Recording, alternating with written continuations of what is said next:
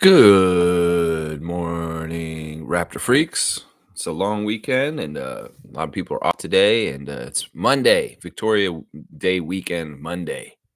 And well, the Leafs lost last night, but yeah, it is what it is. I feel bad for Leafs Nation, honestly. I'm not mad at them or upset with them. I just feel bad. I feel bad.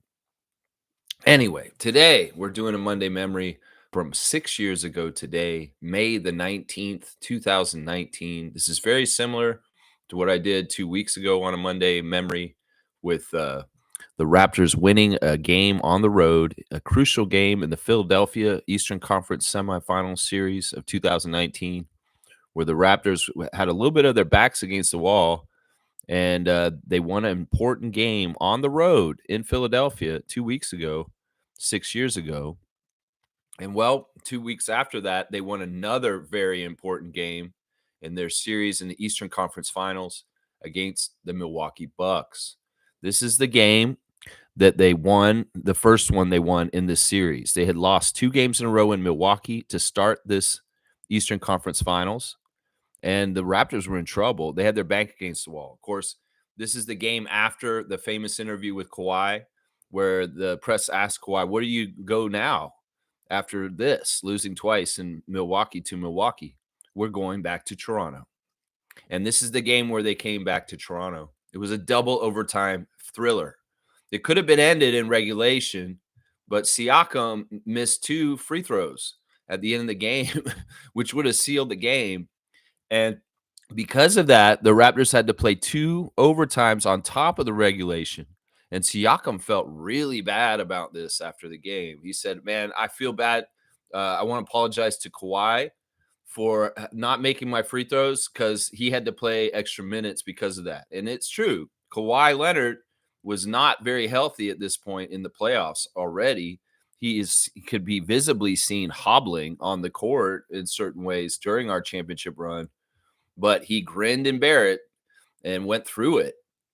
And on this night, 6 years ago, he played a career high minutes in a playoff game for himself, 56 minutes in this double overtime. Kawhi Leonard played in this game. This game was a crazy game. It was one of the loudest, best crowds in the history of the Toronto Raptors crowd. This is the crowd that came and didn't shut up the whole entire time anything was going on with this game. They were electric. They were loud. Jurassic Park was in full effect, loud.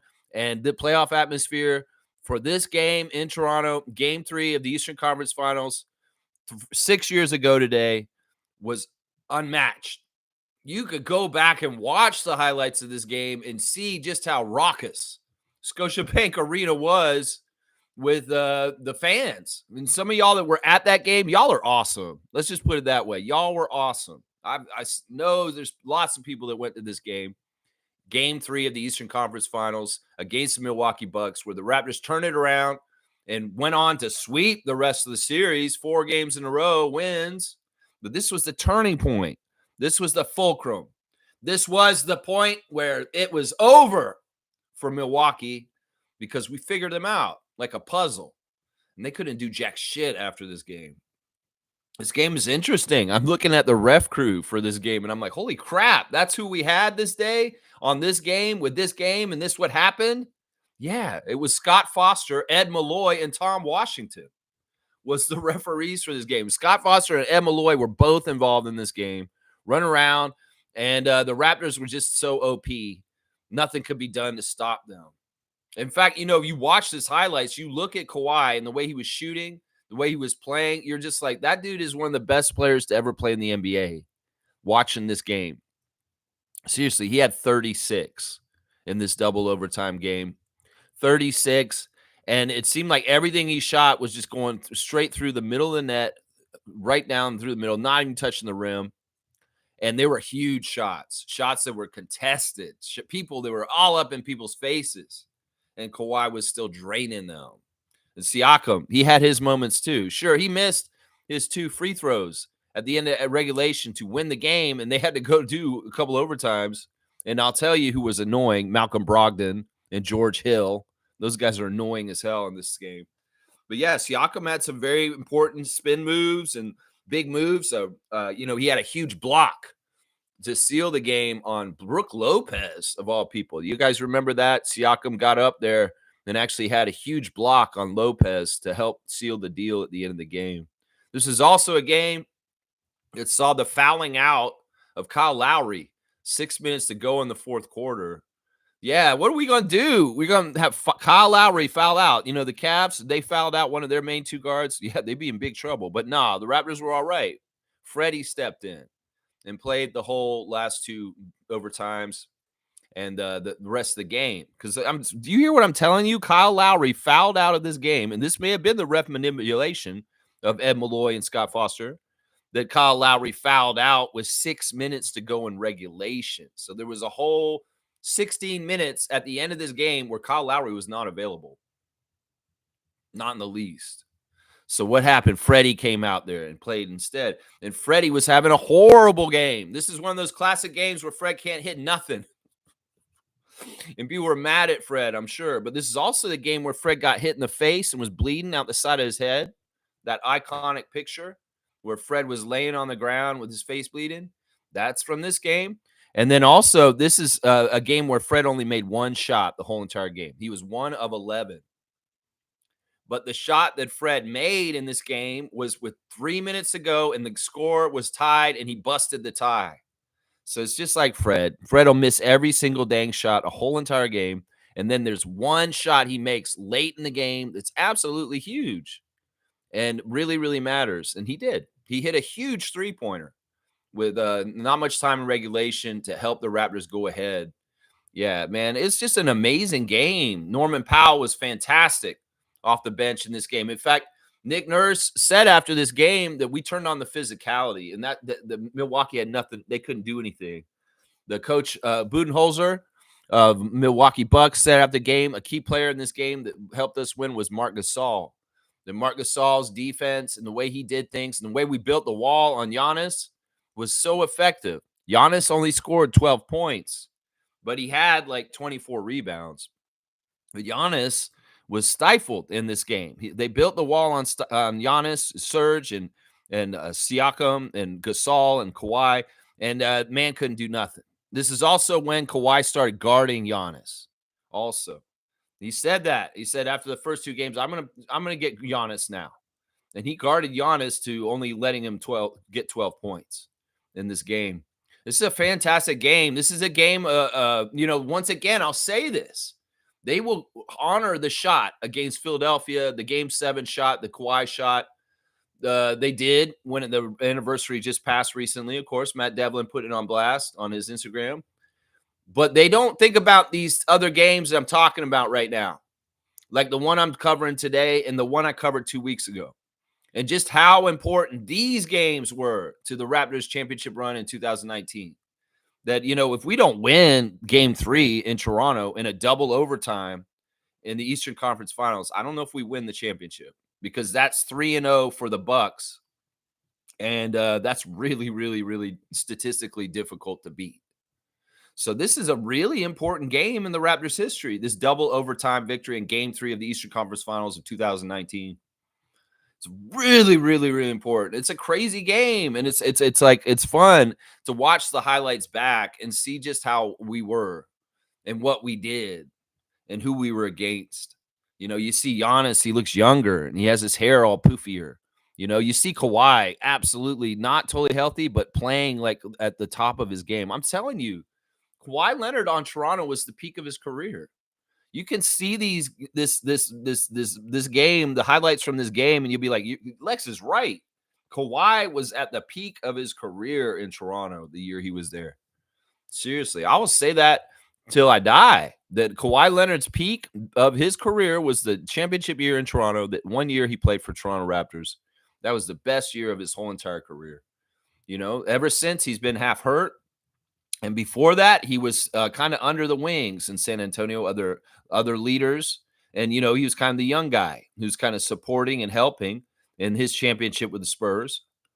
But in Toronto, is no doubt that he was Jordan-esque and he was the number one option in the man. And honestly, the man in his career. Like, that's the best he ever played. Seriously. You can watch these highlights and you'll see bookends of Kawhi's signature classic through the lane one-handed dunk. In the beginning of the game, he had a right-handed dunk in this first half. And then near the end of the game, he came down the lane and he threw down that iconic left-handed dunk that we've seen in many, many highlights against the Bucks. It's a fun game to watch. Y'all should watch the highlights on this. And when they made the shot, Serge Ibaka for three, the whole place went crazy. The whole place went crazy. It was nuts. And watching the highlights on NBA.com, the full highlights, you hear Marv Albert and Reggie Miller calling this game for the U.S. broadcast on TNT. And it's just excitement. I mean, it's Marv Albert. He's retired. He's not really doing games anymore. And to hear his voice during the Raptors championship run, I didn't really hear him because I was watching the Toronto broadcast. But to hear it from Reggie Miller and Marv Albert is pretty cool. It's pretty cool. But yeah, in some ways, you can watch the highlights of this game I'm covering today on the Monday Memory, and you will capture some of the feel of that time 6 years ago when we were on our championship run and just how buzzing the city was, just how active and how crazy and just how everybody was getting more and more excited the further we got in the playoffs. And in some ways, we started to believe at different times. There were times where we did not believe, and we're kind of in those places like Toronto sports teams can be, like the Blue Jays and the Leafs, unfortunately. But, even when we were down, like down 0-1 to Orlando at the very start, down to the Philadelphia 76ers in the second round, down to the Milwaukee Bucks 0-2 to start the Eastern Conference Finals. It's crazy how none of that kind of stuff, like these head games that have traumatized the Leafs nation and the Leafs as of last night, happened with the Raptors during that run. It's a testament to the players on our team, their veteran moxie and know-how. It's a testament to the closed-door policies of Masai Ujiri and Nick Nurse. It's a testament to the Raptors being a totally different kind of Toronto sports team than any of the other ones in the city. That, when things happen, as Trevor's put in a comment here, the bright lights come on. Well, the Raptors didn't fold. The Raptors shone ever brighter when things got even tighter.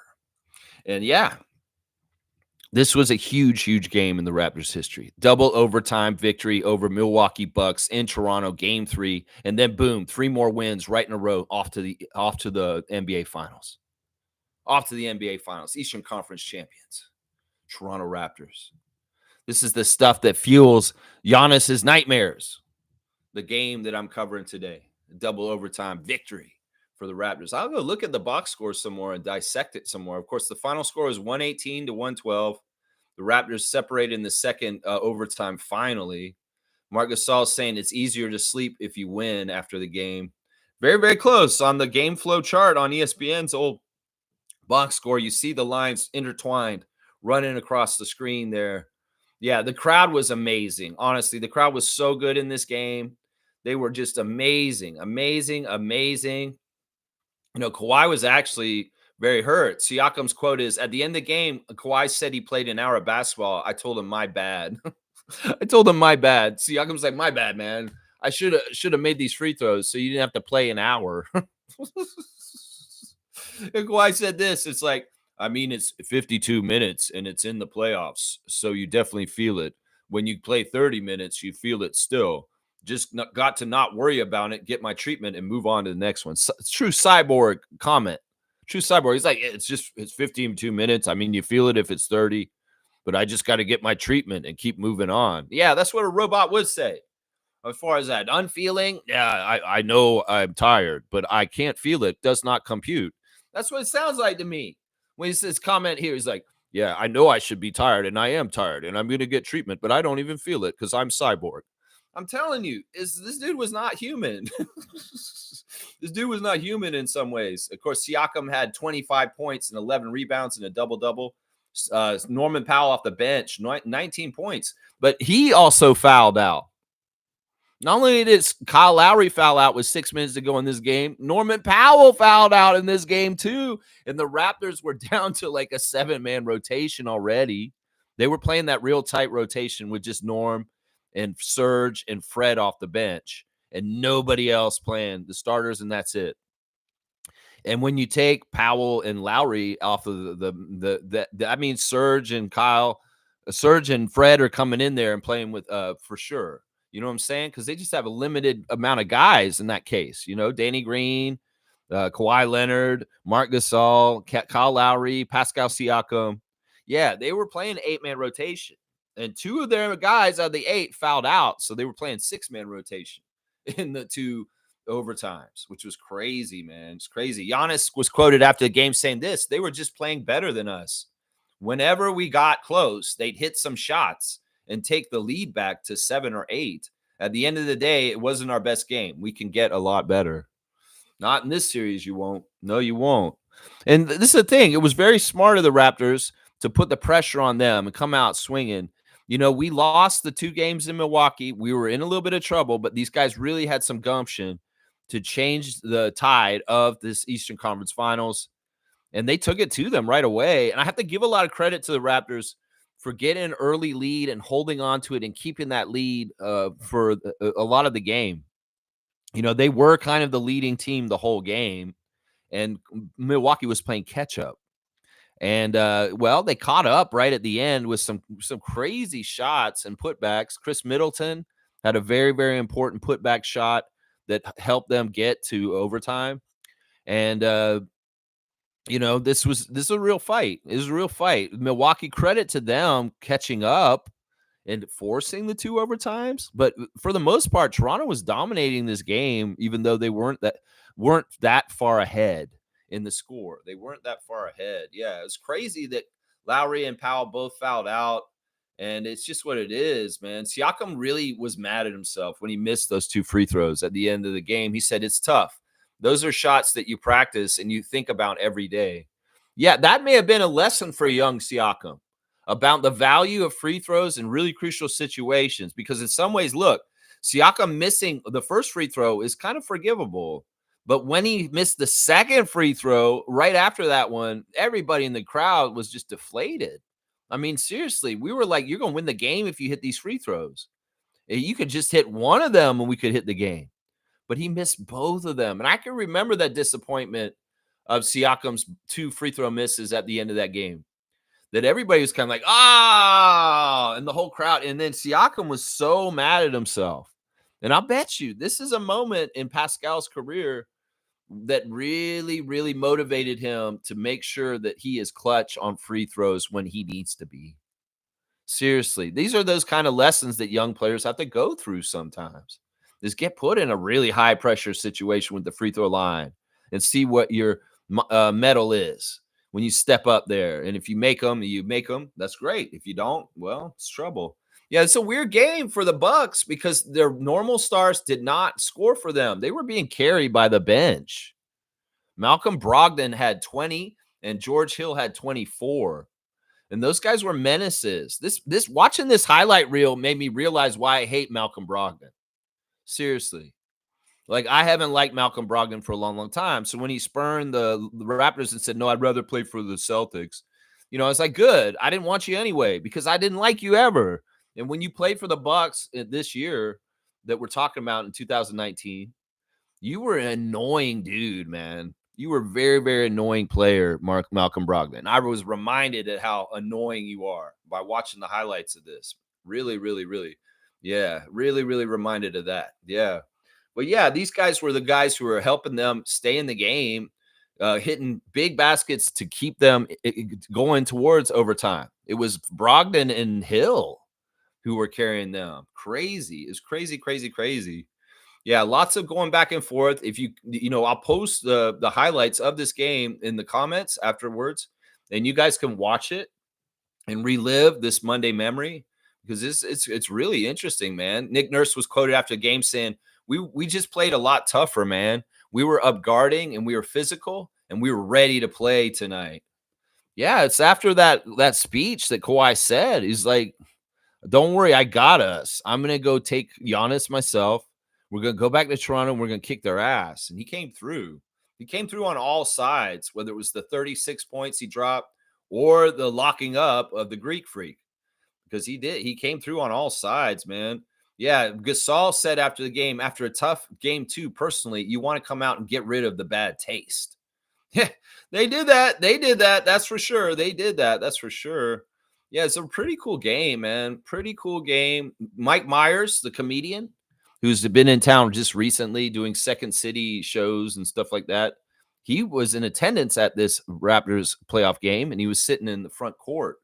Uh, Mike Myers was sitting at courtside for this game. It says here in the notes. That's right. George Hill was quoted after this game as saying, "This is just one of those games. We're not worried about it." Well, you didn't win another game this whole entire series or playoffs, and you were out after this, man. So yeah, you were out, my guy. Yeah. Let's see. I'm looking at the box score some more, breaking it down. And you got, like I said, Giannis only scored 12 points. They limited him, but he had 23 rebounds, 5 of 16 shooting. They shut down Chris Middleton pretty good too, for the most part. He was 1 for 7 from 3 with 10 points. No, that was 1 for 6 with 9 points. Sorry. Mirotic was 10 with 1 for 7 from 3. They did take a lot of threes. The Bucks did, and they didn't shoot very well from 3. That was another thing about this score. But there's only 2 20-point guys were off the bench, and Hill and Brogdon.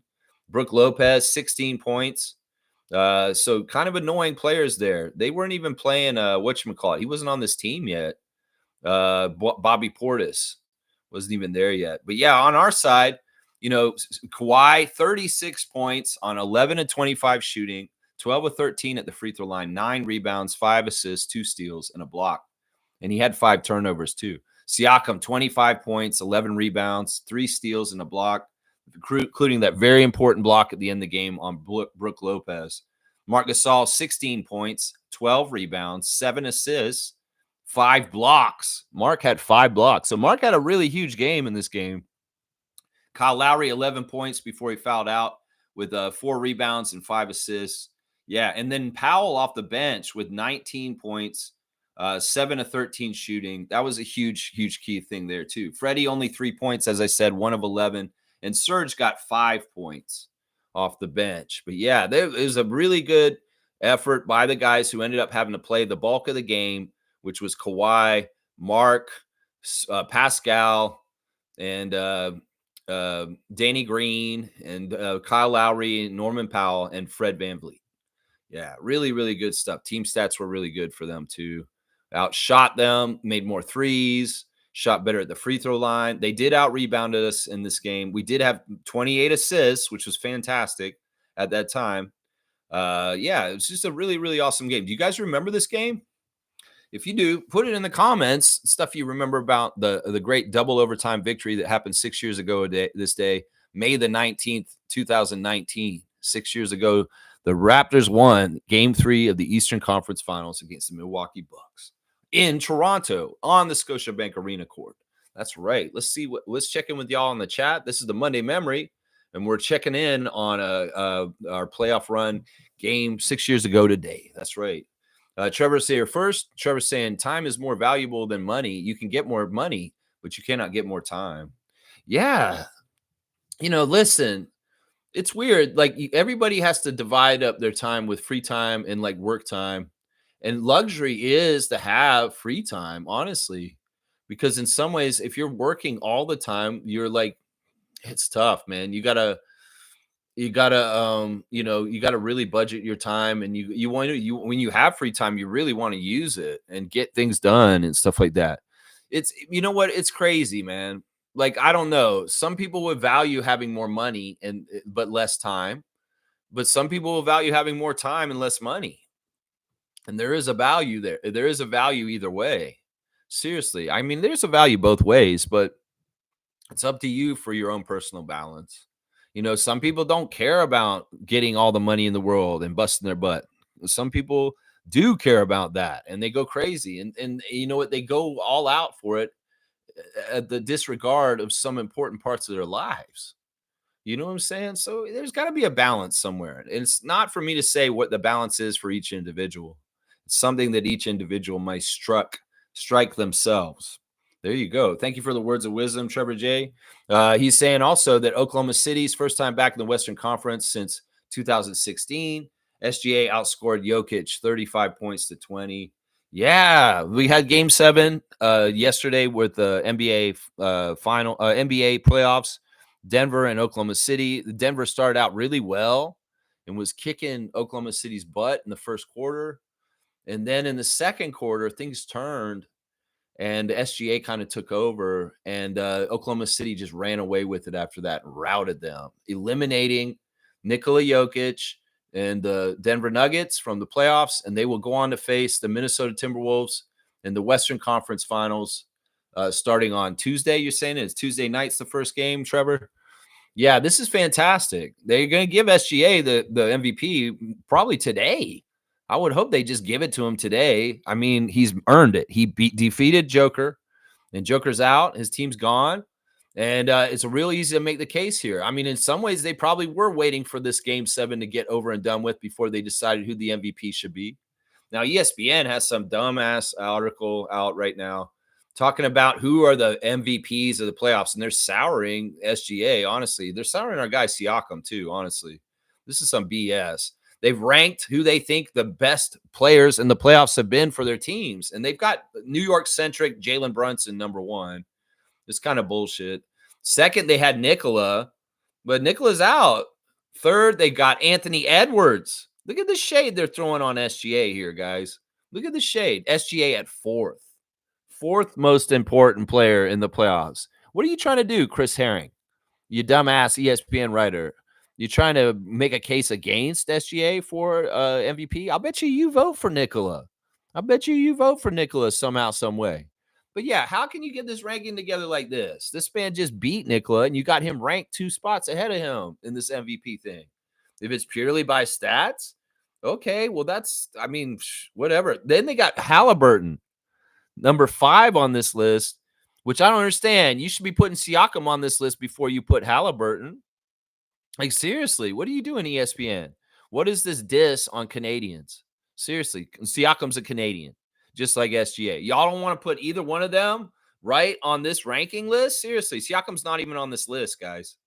He's not even on this list. And you can't tell me that Siakam hasn't been one of the most important playoff players this year in the playoffs. Julius Randle, number 6. Donovan Mitchell, number 7. His ass got put out by Siakam. And Giannis, number 8. Giannis got put out by Siakam too. Where's Siakam's name? Chris Herring. Where's Siakam's name? That's what I say to you, ESPN writer Chris Herring, you idiot. Where is Siakam's name on your ranking list of most important players in the playoffs? Because the Pacers are in the Eastern Conference Finals again, second year in a row. And that, you know what the common denominator is? It's not Tyrese Halliburton, because he's been on the Pacers a lot longer. It's Pascal Siakam showing up in a trade from the Toronto Raptors to the Pacers that is showing that they are in the Eastern Conference Finals once again. That's the common denominator. 2 years of Siakam, 2 years in the Eastern Conference Finals for the Pacers. You ain't going to even put him in this ranking? The shade and the omission of Pascal Siakam on there, Chris Herring, is just, it's a horrible, awful oversight is what it is right there. Horrible, awful oversight right there. Trevor saying, Lex, what do you think of Toronto Tempo president Teresa Resch?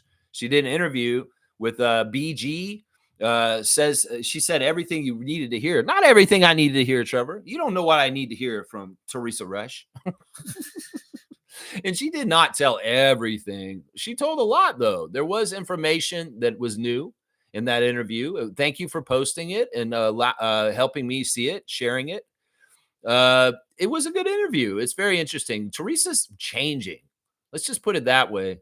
I know in some ways, like one of the things she's doing is she's not dyeing her hair. She's letting her hair be her natural color. And, that's a way that women kind of take a stand and say, you know what, I'm not going to go by society's beauty standards. I'm just going to be beautiful on my own. And I don't need to do these things. And I applaud her for it. I think she's a beautiful woman no matter what. But she's doing that right now. And also she's just kind of got a different energy to her right now. It's a little bit more assured, a little bit more confident, and also a little bit more stately. Very, very interesting energy from her in that interview. She revealed a lot of stuff. It was a very revealing interview, but there's still some things I want to know. She said that they're going to probably hire a coach for the team in October. That's when they'll probably get a coach. Is just a couple of months before the expansion draft. They don't feel the need to get it. They have no idea what the jerseys are going to look like. They haven't really even started designing them, is what it sounds like from what she said. And this is the thing. It struck me listening to this interview. Is like her original plan was to release the Tempo name in January. If the leak hadn't happened, this is what she would have done. She would have released the Tempo name in January along with the whole line of merchandise. And this is the crazy thing. When she talked about the merchandise, I could tell in some ways she was kind of like responding to me, because when the merchandise came out, I was overwhelmed with just the sheer amount and variety of merchandise that Toronto Tempo has already. In some ways, I guess maybe it's partly my autism. Maybe it's just my OCD. If I was a person that wanted to own every single item of Toronto Tempo stuff, I would try and do it. But they've made it impossible. They made it impossible. You know, you're going to go broke if you're going to try and buy every single Toronto Tempo item that they ever make. And this is a crazy thing. They have all these items out, all kinds of different knickknacks and trinkets and clothing and different things. They don't even have jerseys out that sell yet. They have an amazing abundance of all kinds of products, Toronto Tempo, but they don't even have a jersey that they sell yet. And jersey sales are usually one of the biggest things that sell for sports teams. This is crazy. In some ways, she was so proud of that. She's like, we have a whole line of so much merchandise. And I'm like, oh my gosh, what are you doing? I mean, I get it. In some ways, the green person to me is like, why are we making so much junk? It's not that it's junk. It's just that, like, in some ways, it's like, isn't there kind of a reasonable amount of merchandise? It's like you wanted to have a whole Sears catalog of Toronto Temple merchandise. This is just overwhelming. To somebody like me, if there's some person out there that really wants to collect all of it, it's impossible. It's impossible. You know, completionists are not going to be able to do this, Teresa Resch. You've made it impossible for people to have the complete Toronto Tempo collection because you have like 1,000 different Toronto Tempo items. It's just crazy. But she let it be known that she was going to drop all of it at once in January. She was going to drop the name and boom, immediately go online and buy all of the Toronto Tempo merchandise right now because we have it.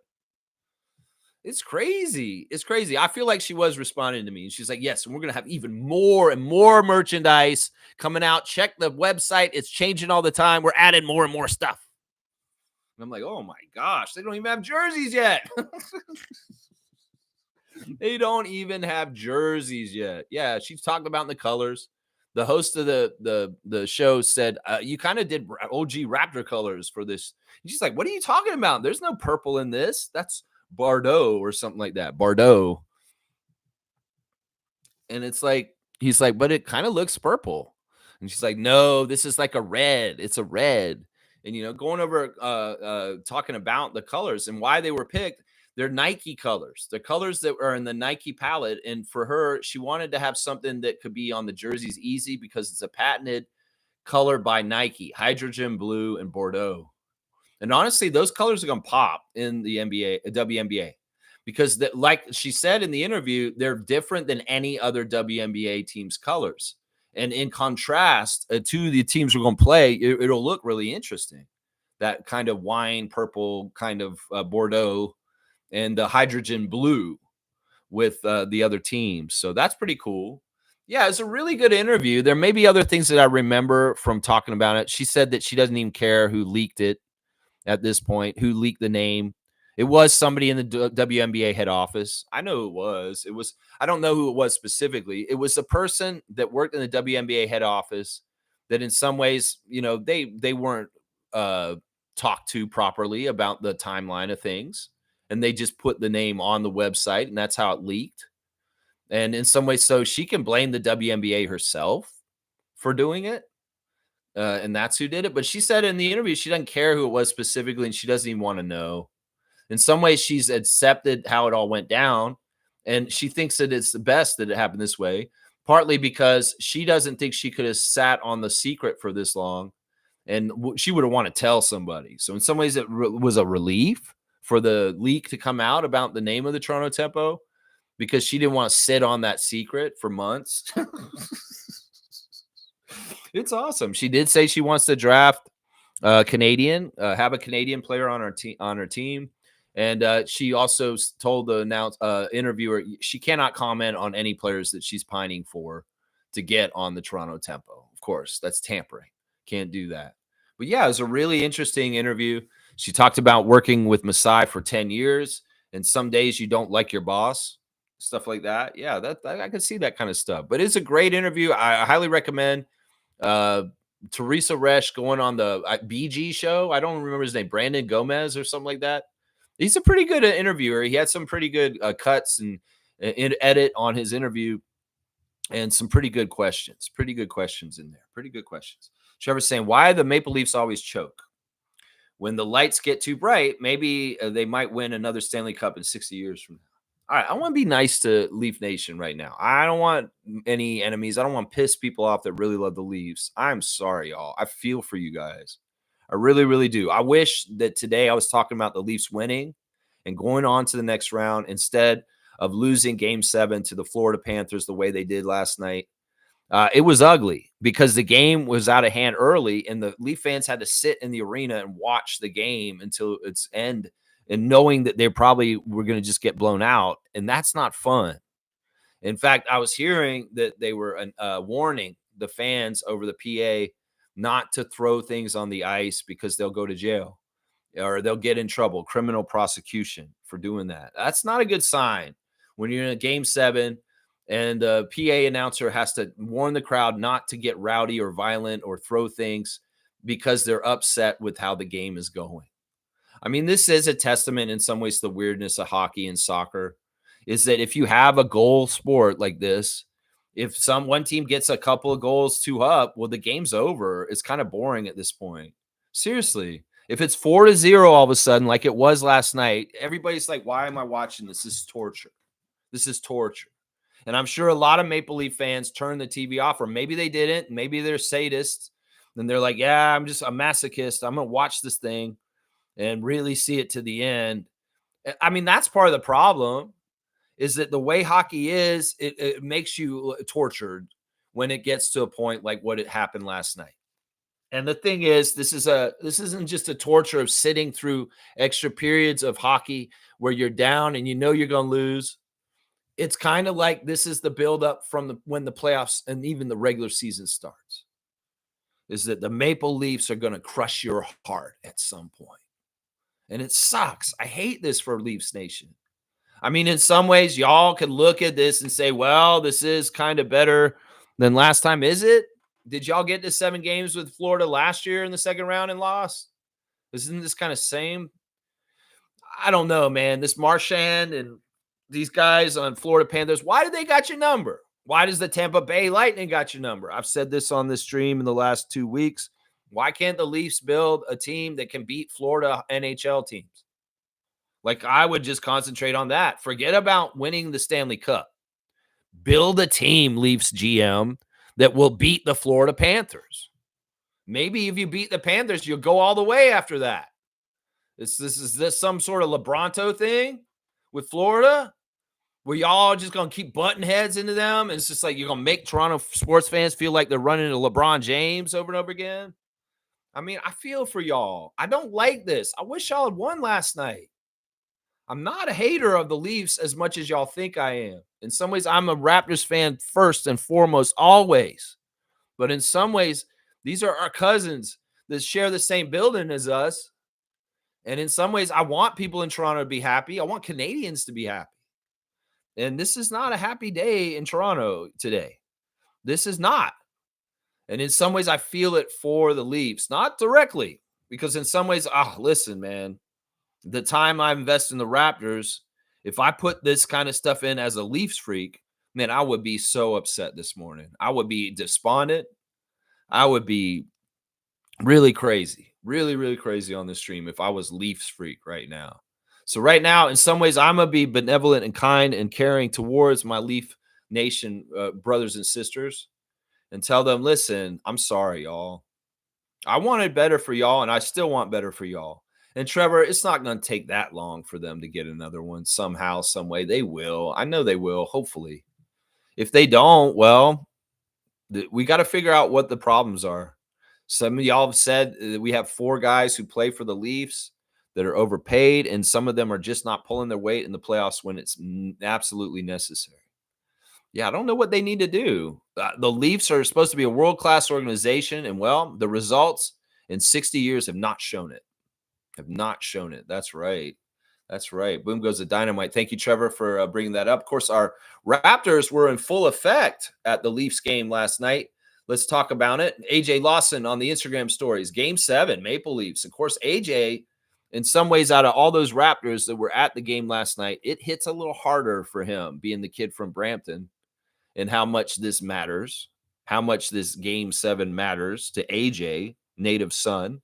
But he was in that box, and he wasn't the only one. I count last night, there were 7 Toronto Raptor current roster players that were at the Leafs Game 7 last night in the box.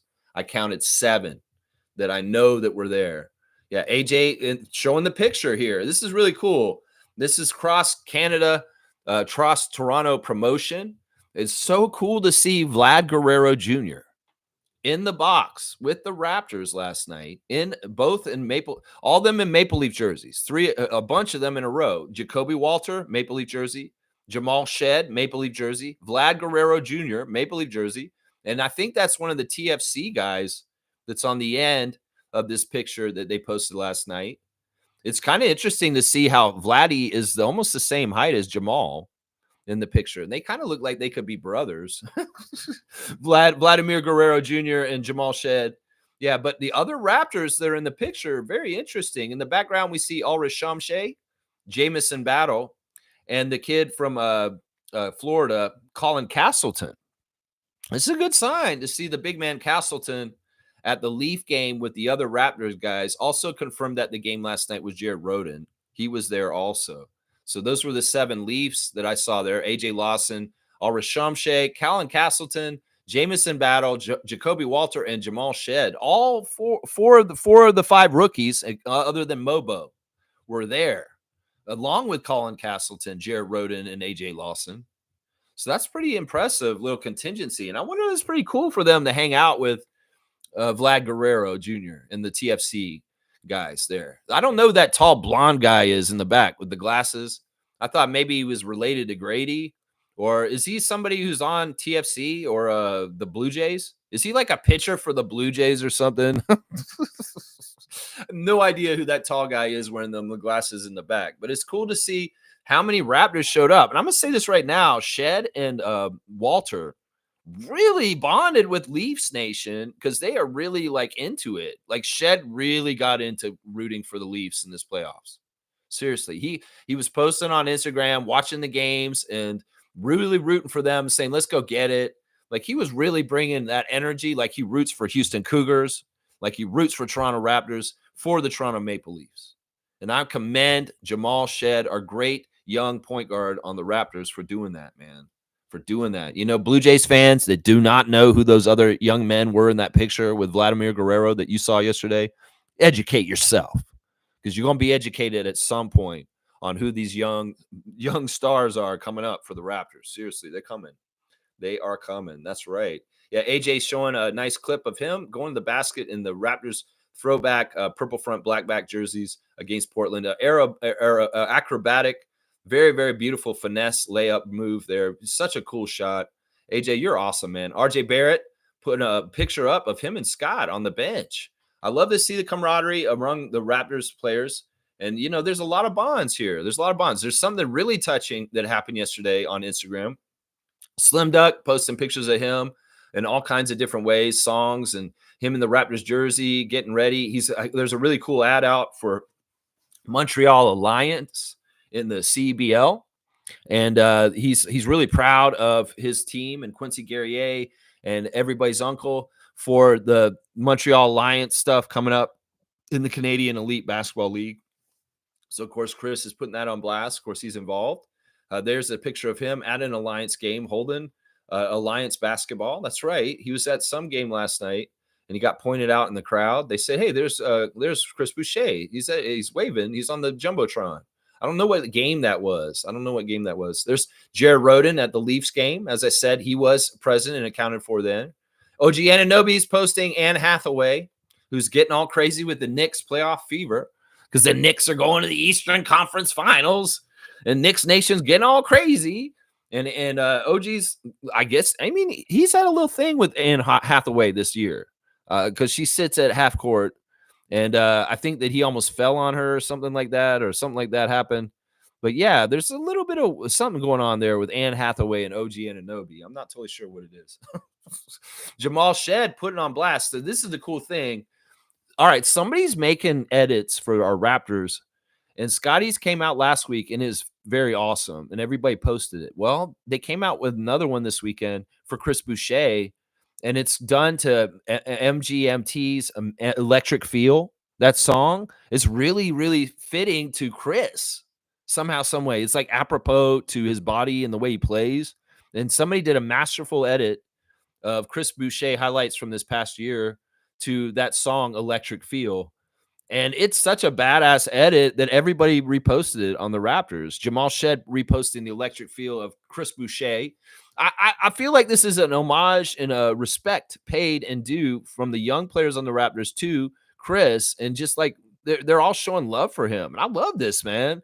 There's such a dubious future for Chris Boucher and the Raptors right now, whether he's going to be with us or not next year. It's not for sure. And I love that the young players on the team are showing the respect and love for a veteran like Chris by reposting his highlight reel. And he's not the only one. Jamal Shed put it up, and there's many others. There is Jamal at the game. He said, "Bump, let's do it." He was all about rooting the Leafs on to victory. Unfortunately, it didn't happen that way. It's too bad. There's Jacoby Walter posting the Electric Feel of Chris Boucher. It's like really cool. It's like some of the putbacks, the dunks, the threes. It's just a really, really well edited like clip.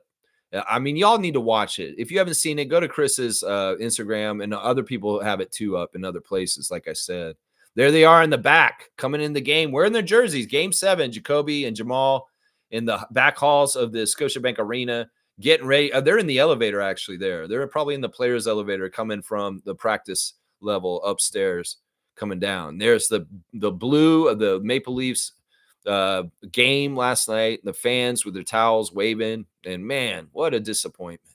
Why they do this to them? Seriously, Blake Murphy called it.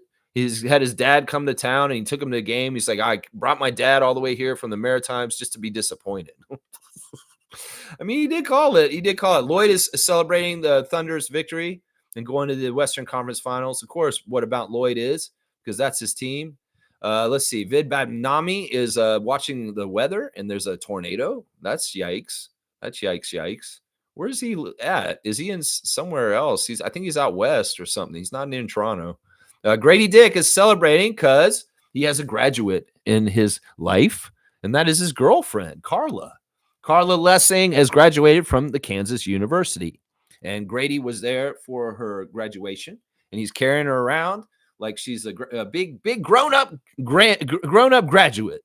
So congratulations to Grady's lady, Carla, on graduating from university. Of course, Grady was there to celebrate with her. Toronto Tempo is counting down to next year's tip-off. Toronto's new WNBA team. Let's go to the game, Tempo. And we want to be there next year when it starts up. We're going to be there. That's right. I'll be there. That's right. Let's see. We got Colin Castleton. He did double duty yesterday, guys. Colin Castleton and some of the Raptors went to the Jays game in the afternoon and then went to the Leafs game 7 afterwards. But Castleton taking a picture inside the Sky Dome of the baseball game. But he didn't take a picture of the hockey game. But we know he was at the hockey game. We saw it.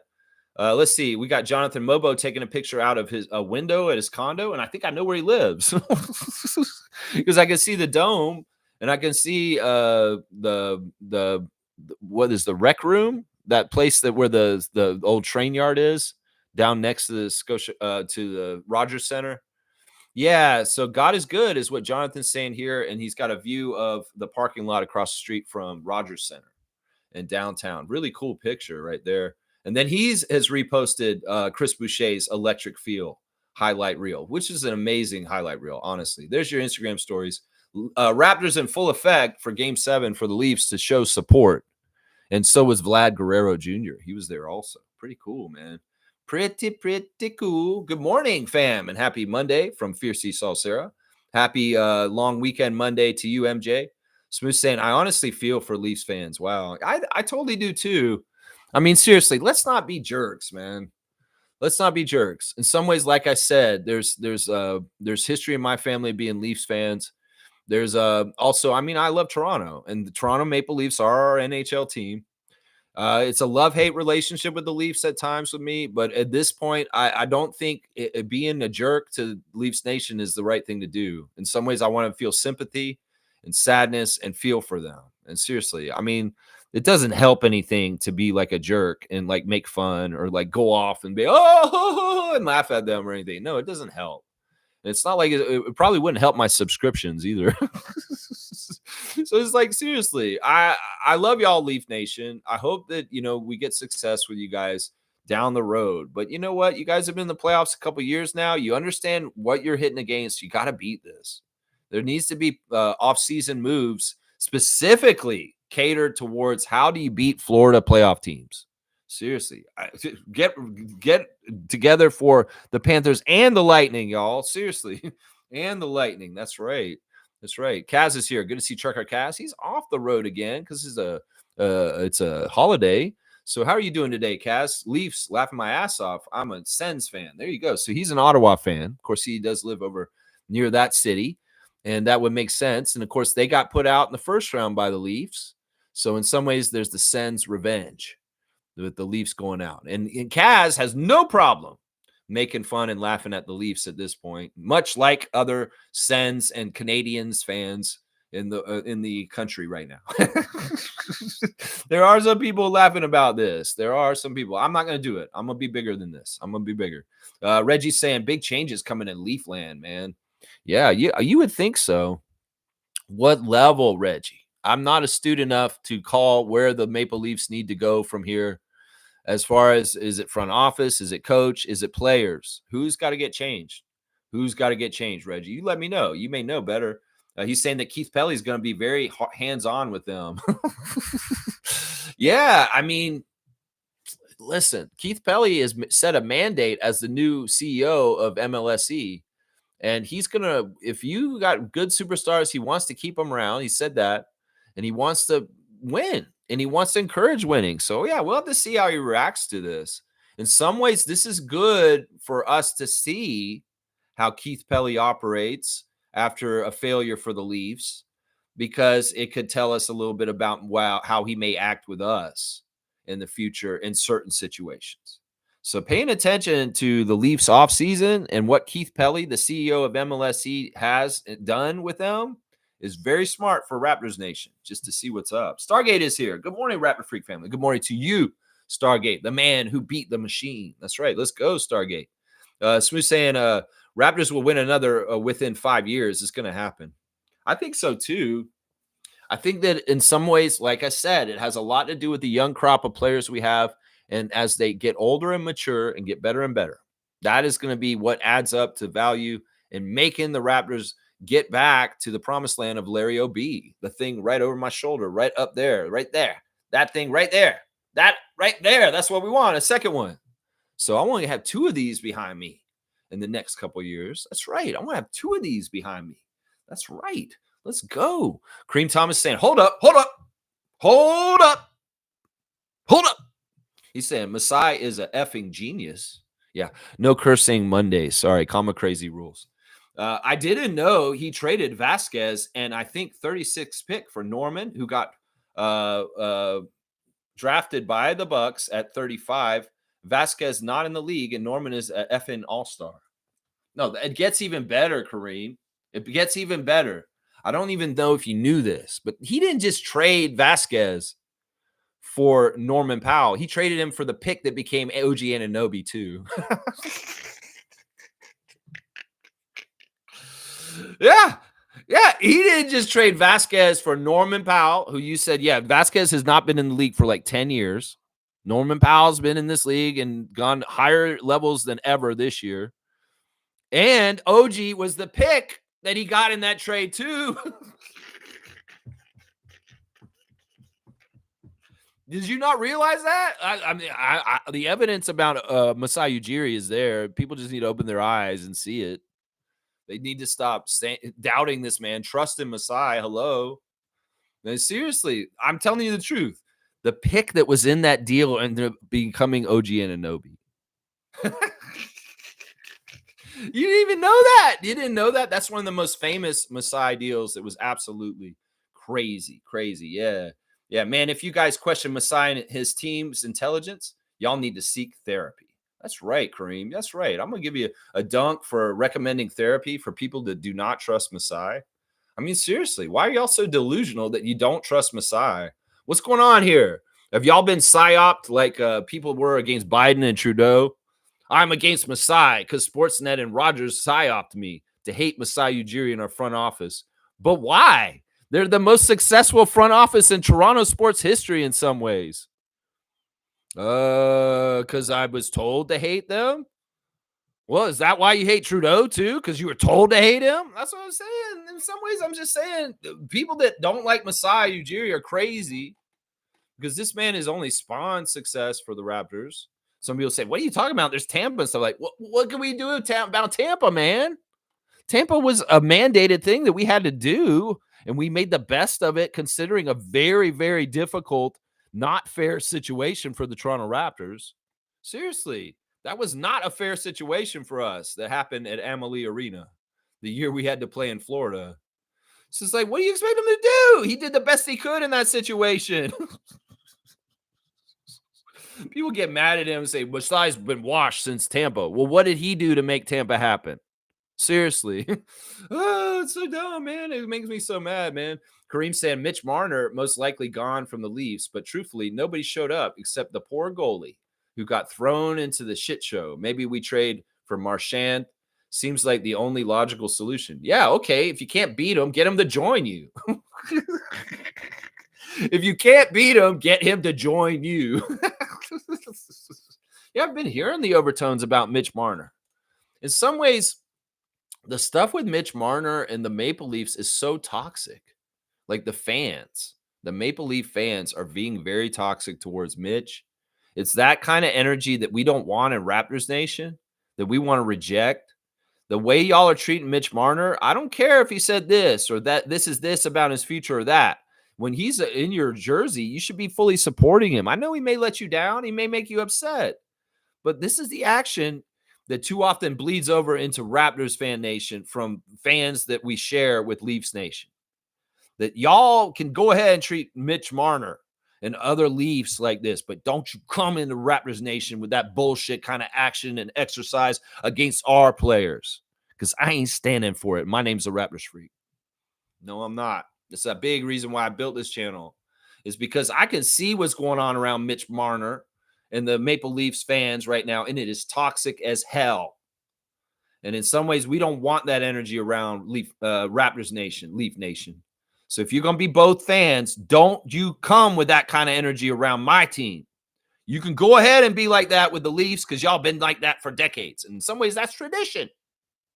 But not with my team. And that's where I draw the line. And I tell y'all, you're wearing blue like last night, go ahead, be that way, toxic. But don't be like that when you wear red and you come in to support the NBA team in Toronto. Because we're different. We're different culture. We're different in all kinds of ways. As somebody put on Reddit, Toronto Raptors is the best team to root for in Toronto because they don't break your heart like the Leafs and the Blue Jays do. That's what I'm saying. If we ain't broke your heart, then you don't need to be coming at us in that kind of toxic energy like you do Mitch Marner, is what I'm saying right there. That's right. There you go. I don't know what's going to happen with Mitch. But is it going to be something like Phil Kessel, where this man's going to leave and he's going to be a hated villain for the rest of his career and everybody's going to hate him, and possibly Mitch Marner will go on and win Stanley Cups? I mean, this is what the past has been in this situation, right? Stargate saying apparently Denver fans are calling for trading Jamal Murray. Get read only the crazy hypothetical Murray to get ready for the crazy hypothetical Murray to Raptors trade scenarios. You know, I'm going to say something a little bit controversial right now. And I know that some people have noticed that I'm not the biggest fan of Jamal Murray, partly because of his performance for Team Canada at the Olympics last year, partly because of different things.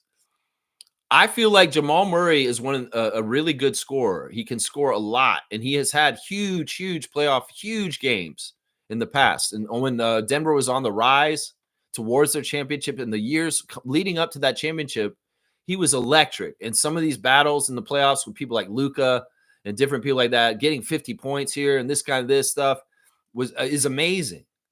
But the man's still not an all-star. And the man, in some ways, has shown injury problems and also consistency problems. I'm going to say this. Jamal Murray is on the scale with Gary Trent Jr. You understand what I just said right there? Now, Gary Trent Jr. is a very similar player to Jamal Murray. And all the issues you can have with Gary Trent Jr., you can have with Jamal Murray. Now, Jamal Murray may be able to go above and beyond what Gary Trent Jr. could do, as evidence so far as output in high number, like 50 plus. But don't get it twisted. The player type is the same, Jamal Murray and Gary Trent Jr. So I would say this to Raptors Nation, who's starting to get the trade machine out and start looking at Jamal Murray's fit, the kid from Kitchener here in Toronto. I would say this. Realize you're bringing in a hot and cold player like Gary Trent Jr. as one of your main options if you bring him here. And who the hell do you trade him for? I'm just saying, I don't want him in some ways. I think that it would be cool in some ways for every Canadian player to get a chance to play for the Raptors at some point. But I would worry about this because Jamal has been, like I said, I don't think he took the Olympics last summer seriously enough. I would worry about Jamal coming back to Toronto and, like, in some ways, the hometown effect hurting him. I'm serious. Like, if Jamal Murray played for the Toronto Raptors, he may get distracted in ways that aren't good by family and friends. He may be one of those players on the list that should not play for the Toronto Raptors because he may not be able to handle it. Delano Banton, in some ways, showed signs of this before he made his exit here, that in some ways he couldn't handle playing for his hometown team. RJ can handle it. RJ's separating everything, and he's doing things right. In some ways, AJ's doing a great job too. But I would wonder about Jamal and what would be the effect of him being on his hometown team and how serious he would take playing for it. In some ways, RJ's takes it like a sacred oath. Like he's wearing a badge like a policeman going on the streets, and he has a very duty to do certain things when he wears the uniform for the Raptors in Scotiabank Arena. We see it. I'm not doubting RJ as far as like where his convictions are and what he's doing. He's playing in a different way for the Raptors than he did ever for the Knicks. And maybe Jamal Murray would do the same thing, but I don't think so. I don't think so. I think I would be more worried about Murray falling into the chasm of friends and family in Toronto, screwing you up and distracting you too much. That's what I would say to that right there. Boom goes the dynamite. That's right. Kareem saying, all them people at Jurassic Park better take all that blue shit with them. Anything leaves in that area is a bad omen. F it. Remove the statues too. I think the evolution of Jurassic Park is very fascinating. Something that was so organic from the fans, people like me, that went down there and stood out there in the rain before they was organized in any kind of way. We just started showing up. And then the MLSC started closing it off and selling tickets for people to get in there. That's just not the same as what we were doing before y'all started that. We were organic. We didn't pay no tickets. We stood out there in the rain and there was no officials out there. We just watched the TV and watched the game from the outside and wanted to be near the energy of the building while the game was happening inside, even because we couldn't get tickets to go inside. So MLSE looks at it as this is another money-making venture. We can pay tickets, get tickets paid for inside, of course, and then people will have to buy tickets for the outside too. Ooh. Man, in some ways it's been ruined by that. Like closing off the street, putting bleachers up, making it a limited capacity. You know, before there was no limited capacity. And when Jurassic Park was really in full effect, it was all the way down the street, almost to the Blue Jays arena. Seriously. You could take a picture from the original Jurassic Park before MLSC sunk its hands into it and said, "Oh, we're controlling it." And when people just used to show up down there, they would be all in full of the whole Jurassic Park and then down the sidewalks, all the way down the street, watching too. And that capacity was like 3 or 4 times what they put out there right now. They saw the power of the Raptors Nation coming down there organically, like I'm talking about. And Leafs Nation got a little insecure. That's why they put those statues out there. In some ways, they got to have something more ensconced. I wish that they put a Raptor statue out there. It should have been a Vince Carter statue out there instead of a jersey retirement, honestly. I would have been way more happy. And Vince said, "Oh, I would have been happy with just a statue." He probably heard me say that. He's like, "You know what? The fans don't really want a jersey retire me. Raptors, you don't have to retire my jersey. Just give me you don't have to do that. You guys could just do the logo this year." And that was enough of a tribute to me. That's what Vince said. Very humble. I wanted to give him a statue. I feel like he's like Kobe and Michael, and he should have a statue outside Toronto's arena because he really had a huge impact on the sport of basketball in Canada and the NBA, Toronto Raptors. And they should put one of his iconic dunking poses outside the arena in the middle of Jurassic Park, maybe over towards the other side from the Leaf statues, which there are like 10 of them now. I mean, I get it. Y'all are insecure. And it's stuff like what happened last night shows why y'all are insecure. Seriously, Leaf Nation. And you have to put the words on the side of the building to try and designate Maple Leaf Square. Fuck that. That place is Jurassic Park. And MLSE could put Maple Leaf Square up there and say, "Oh, no, this is Leaf territory." Nah, that was annexed and taken by Raptors Nation and Jurassic Park organically way before Leafs Nation ever showed up. And everything y'all have done out there is copycatted us. Everything you've done to establish it as a normal MLSE event with ticketing and barricades and security and everybody out there, that's all because of us, the Raptors Nation. Y'all didn't do that before with Leafs Nation. Hell, a lot of other teams and other sports and all around the world didn't do none of this shit until we did it. So let's get this straight. Leaf Nation had to have a claim on it. They had to put Maple Leaf Square and have their Leaf statues out there. I get it. They have a way longer history than us. And in some ways, they want to honor their tradition, all this. But in some ways, this is something else, too. And Stargate and I will tell you what it is. Stargate and I will tell you exactly what it all is. But yeah, that's my history on that right there. I mean, our Raptors went to the game last night. They want to help y'all Leafs, but y'all didn't win. And I don't want my Raptors, the young rookie Raptors, around the stank of what y'all did last night. Seriously. Understand this, Jamal Shed. You may be a fast Maple Leaf fan, and you may feel the feelings of a Maple Leaf fan very quickly in this playoffs, the range of emotion. But you are a Raptor, and Leaf culture does not happen with you, bro. You have Raptor culture, and you need to come correct next year. And in some ways, you can root for the Leafs, and you can be like, yeah, I like hockey now. I like watching the Maple Leafs this playoffs. It was fun, man. The energy is really cool in there. But don't let that energy into you, bro. Please. Please, you are a Raptor. And in some ways, Raptors culture is totally different than Leafs culture. And I'm one of the standard bearers of that says this is why we keep it separated. Is because honestly, I've seen this from the very start. When I worked at Air Canada Center in 1999, I saw that we need to separate these fan nations. And Tim Lewicki, thank you. Thank you. Thank you, Tim Lewicki. Thank you, Masai Ujiri. Is what I'll say to that. Thank you. That's right. Get that blue stuff out of there. Kareem, I'm agreeing with you. I'll agree with you. Yeah, if they could rename Dundas Station to TMU, then they sure as hell can rename Maple Leaf Square to Jurassic Park. The time is now.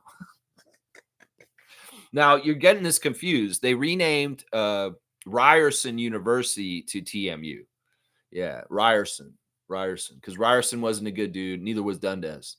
Now, the Dundas thing is going to be really difficult because Dundas is one of the longest streets in Toronto. And there's so many street signs that say Dundas. And there's a subway station. There's a couple of subway stations that are Dundas and Dundas West.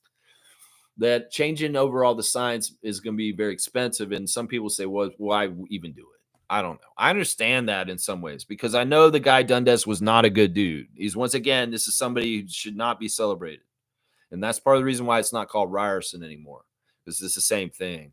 Same thing. A lot of these guys were guys who killed a lot of indigenous people. Let's just put it that way. Stuff like that. Now, listen, they can officially put Maple Leaf Square and the lights on the side of the building, but we all know it's Jurassic Park, and we'll call it that. We'll call it that. That's right. Denver needs a bench. Literally, that's it. You think Denver just needs a bench? Well, they're in trouble with that. You know why, Kareem? Because of the new salary cap structure. They got to pay Nikola and Jamal a certain amount of money, and then they got to pay Michael and Aaron the next amount. And what about Russell? And well, the salary cap is not as easy to manage, get a full 10 team when you have such top heavy salaries at the top. And that's part of the problem. I would say that they're paying Michael Porter Jr. and Aaron Gordon too much is part of the problem. And they can't flesh out their whole entire roster because they got to pay their main long-standing guys from their championship core money that more than they used to. So they can't have as many good players throughout their team. That's it, Kareem, right there. You said that's what it is. Well, I'll tell you the next part of what it is. It's Porter and Gordon getting paid like a ridiculous amount for what they do. And that's what's hamstrung them right there. Reggie saying, honestly, with the Leafs, there's not going to be a more disliked player in Toronto than Mitch Marner, just like Bradley Beal with the Suns. This is what some people are saying. They're starting to talk about him that he might possibly end up being like on Vince Carter level hate. That's a big deal. That's a very big deal. That's a lot of hate. That's some serious hate. That's some hate that I didn't put down until last year. This past year, we fixed things with Vince, but I hated Vince for 20 years. And, that's a lot of hate. You're not talking about something lightly here. There's Mitch Marner's going to have an exit from the Leafs, and certain things are going to go a certain way and stuff like that. And Leaf Nation going to treat him a certain way after this. Ooh, toxic. Yeah, so the issue with Mitch Marner is similar to Bradley Beal and the Suns. Interesting. Does he have a no-trade clause? And he's being a jerk, and he's holding up the Leafs in certain ways? Interesting. I don't know. I'm not Leafs freak. I don't care. In some ways, I don't pay enough attention. Interesting, though. You tell me Bradley Beal, like Bradley Beal is with the Suns, oh, that's a bad situation. The fans really hate Bradley in Phoenix. Seriously, he doesn't care. He's making that money. Smooth saying, Leafs had a deal worked out to trade him to Carolina for Mikko Rantanen. Marner said no in his no trade clause. Okay, so that's it. You're filling in the blanks for me. So the Leafs tried to trade him to Carolina for this Finnish guy. And Mitch Marner uses no trade clause, and he nixed it. Oh, that's why Leafs fans hate him? Okay, now it's making more sense here. Thank you. Yeah, and he's saying that the Finnish guy, Rantanen, got traded to Dallas, and he's still playing right now, and he's killing it. And Mitch is an unrestricted free agent. So they wanted to trade him before this summer because he's going to be an unrestricted free agent. And when they tried to trade him, he nixed the trade with a no trade clause. And now the player that the Leafs tried to get is going off for the Dallas Stars in the Western Conference Stanley Cup playoffs. Okay, thank you for illuminating everything, Reggie, on why Leafs Nation and Mitch Marner are at odds. Well, I did not know this. Yeah, Mitch is about to feel Vince Carter type stuff. Yeah, interesting. Hate. Interesting. Stargate saying Raptors were so good that game to overcome the refs. 2 key players fouled with a ref crew of Malloy and Foster, and we still won. That's top level stuff. This is why I say, Stargate, believe we can do it. Believe we can do it because they can put the most impossible stuff in front of us, and the Raptors will figure it out. We fouled out Kyle with 6:12 to go in the fourth quarter. And Norman fouled out too, and he was like our best bench player. Yeah, I totally remember this and going through this during the game. I was like, oh my gosh, Kyle's out for the rest of the game. It was really tough. It was like, oh my gosh, it was so bad. And then it's Kawhi, Mark, and Pascal. Woo! Yeah, and Ed Malloy and Scott Foster and Tom Washington. Tom Washington is no easy ref either. In fact, all 3 of them are very similar. They're old school, long-time refs that are all not very nice to the Raptors. They all have bad percentages with us. So, yeah, it was a real accomplishment. Down 0-2. And think about this. No, the script was for that night was for us to lose. That's why Foster and Malloy were there. And the Raptors were not going to lose no matter what. And that just shows right there. I'm telling you, man, I'm telling you, Fiercely saying, I will rewatch the highlights of this game. Yeah, it's a very important game in the Raptors' history, but we don't talk about it enough because, like I said, there's such a look at the shot in Philadelphia in that Game 7 Kawhi shot. It gets all the attention from our run, but there are gems of games that are important to remember, like the one I'm covering today. Game 3 of the Eastern Conference Finals against Milwaukee Bucks, double overtime victory, 36 points for Kawhi Leonard, 12 points for Giannis when we put that wall up. That's right. That's right. Stargate saying Mike Myers is from Scarborough. Yeah. Yeah, I knew that. I know that just off of the road there's Mike Myers Drive in Scarborough. It's just a little bit south of Ellesmere. I think what road is that? That's Kennedy. It's just off Kennedy. Yeah, if you drive near Kennedy and Ellesmere, you'll find Mike Myers Drive, where right near where Mike grew up. Mike's been doing TV in Canada as a child actor. He was on TV. Not many people realize that. He was on The King of Kensington, that old sitcom. He was on some other stuff when he was real little. And it's kind of funny to see child actor Mike Myers from the 70s acting in stuff. It's kind of cool. But yeah, of course, Mike Myers was not really in the limelight for many years until recently, when he started showing up on Saturday Night Live wearing elbows up shirts and showing support for Canada amidst all the bullshit with Trump. And I appreciate Mike Myers for doing that and doing this kind of stuff, man. Seriously. And I appreciate him coming out of the woodwork and standing for his country. And yeah, I wonder if he was at the game last night. He might have been at the Leaf game last night. We might be. Yeah, Scarborough, stand up. That's right. Kaloy's here. Good to see you, Carlo JS. Morning, Lex and RF family. Just came back from a rainy and cold camping. Had fun, though. Yeah, I was talking with the neighbor about this, and she said every Victoria Day weekend is miserable weather. And that's true. I mean, it's been very cold out here for this weekend. It's weird. And very rainy yesterday. Rained all day on this long weekend Saturday out here.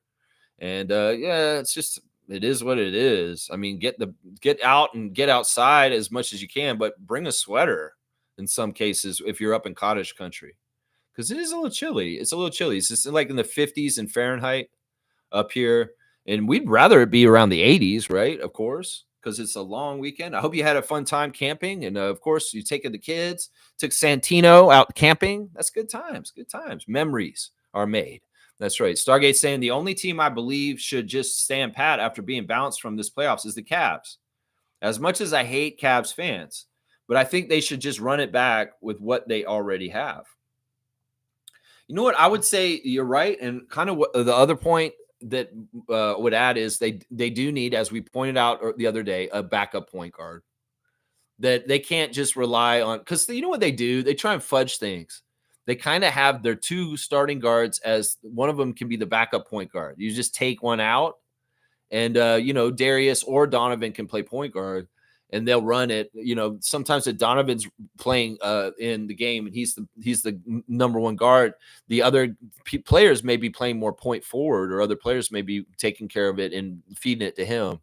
But in some ways, that's the folly. Is that Mitchell and Garland are such good players that they kind of just keep one of them on the court at all times. But if Garland's not healthy and Mitchell isn't there, who's their real true point guard? Seriously, because in Mitchell, in some ways, is not a true point guard. He really isn't. He's a shooting guard. And that's the problem right there. You can't really look at their depth chart. And after Darius, who's the point guard on the team? And when Garland was out, they kind of like lost organization. So I think that's a weird, shallow place on their depth chart that they didn't even realize, partly because of the very all-star level of Garland and Mitchell. They're so good. The two of them, they overshadow. But who is their backup? Seriously, who is their backup? Who is their backup? This may be the case where they just need somebody like TJ McConnell or something on their team. Something like that. Yeah, it's interesting. Kaloy saying Leafs are really effed. Goes to show how good and essential Masai is. Raptors need to hold on to Masai at all costs to win again. Yeah. Now, Masai said he believes that our city will win again in the NBA, that the Raptors will win again. But he also said whether he's here or not, will win again. He believes in this team whether he's here or not. I hate when I hear him say that, because it makes me think it's like, look, he knows he doesn't totally get to choose his destiny. That in some ways he's got to come up for contracts and different things and negotiate with Rodgers. And he's basically saying, guys, I believe in this city so much and this team, the Raptors, that it doesn't matter. I believe we're going to win another Larry O'Brien no matter what, whether I'm here or not. And I'd like it to be when he's here still. I would. I really would. Fiercely saying Pascal is him. Yeah, give him the proper respect, Chris Herring. He needs to be on your ranking of most important players in the playoffs. He really, really does. And in some ways, you overlooking him is sully to the 2019 champion Raptors. Kawhi's out, bro, but Pascal's still in. Pascal's still in. Trevor's saying, first time in the NBA's history, there will be 7 different teams to win the championship. Yeah, it's set now that Denver is eliminated, that it won't be a repeat in the last 7 years. There'll be a totally different champion since our championship. There's been a different team that's won the championship. So there's no repeats. There's no duplications, which is pretty cool. I like it. I'm rooting for everybody except for the Knicks now. So Pacers, let's go. The other side, either team could win, but I'm partial to the Thunder. And then in the last round, as long as the Pacers get there, I will root for them. But if not, it'll be the Thunder. I'll root for the Thunder if they get there, or the Timberwolves, depending on how it goes. But definitely not rooting for the Knicks at this point. They are the team I least want to win at this point. Really, really do. Yeah, 7 different teams consecutively. We have to be specific. That's right. I understood what you were saying, but yeah, that it's not even that they're all different teams, all unique teams. And it's cool because this playoff, 3 of the 4 teams that are left, and in my opinion, none of them won the championship. I don't count Seattle's championship for Oklahoma City. I'm sorry. I just will not. As far as I'm concerned, the Thunder are an expansion team since they moved to Seattle, from Seattle to Oklahoma City. And the history of the Sonics should not be incorporated with the Thunder. I know they have, and they've been doing this for a long, long time. But when they reacquire the Sonics in Seattle, all that stuff needs to go right back to Seattle. I'm sorry. In some ways, I don't like teams moving and taking banners from cities that earn them. And Lakers, there's a bunch of banners that y'all have up in your arena in LA that should be back in Minneapolis, is what I'm going to say right there. There's a Golden State Warriors championship that should be back in Philadelphia. Shouldn't even be in their arena. It's a joke that banner from the first year of the NBA is in Golden State's arena, Jumpin' Joe Folks. And the Philadelphia Warriors winning the first ever NBA title in 1947. That title should be in Philadelphia because that's where that title was won, by the Philadelphia Warriors. I know it's the Warriors and they moved and all this stuff, but that's just the way I feel about it. And in some ways, even though it's the Sixers there, and it's not necessarily the same franchise, that's a championship for the city of Philadelphia. And that should be back in Philadelphia, not in San Francisco. And I say the same damn thing about the Seattle championship of 1979 that hangs in the rafters of the Oklahoma City Thunder. That should not be there. That should be back in Key Arena still, even though the Storm play there and the Sonics no longer do. That's what I say right there. Boom goes the dynamite. Boom goes the dynamite. It's happy for me. Yeah, he's okay with what happened with the Leafs yesterday. He's definitely okay with it. Stargate saying, I think OG and Anne Hathaway have become friends after he fell into her on courtside that time. Apparently, they are now friends.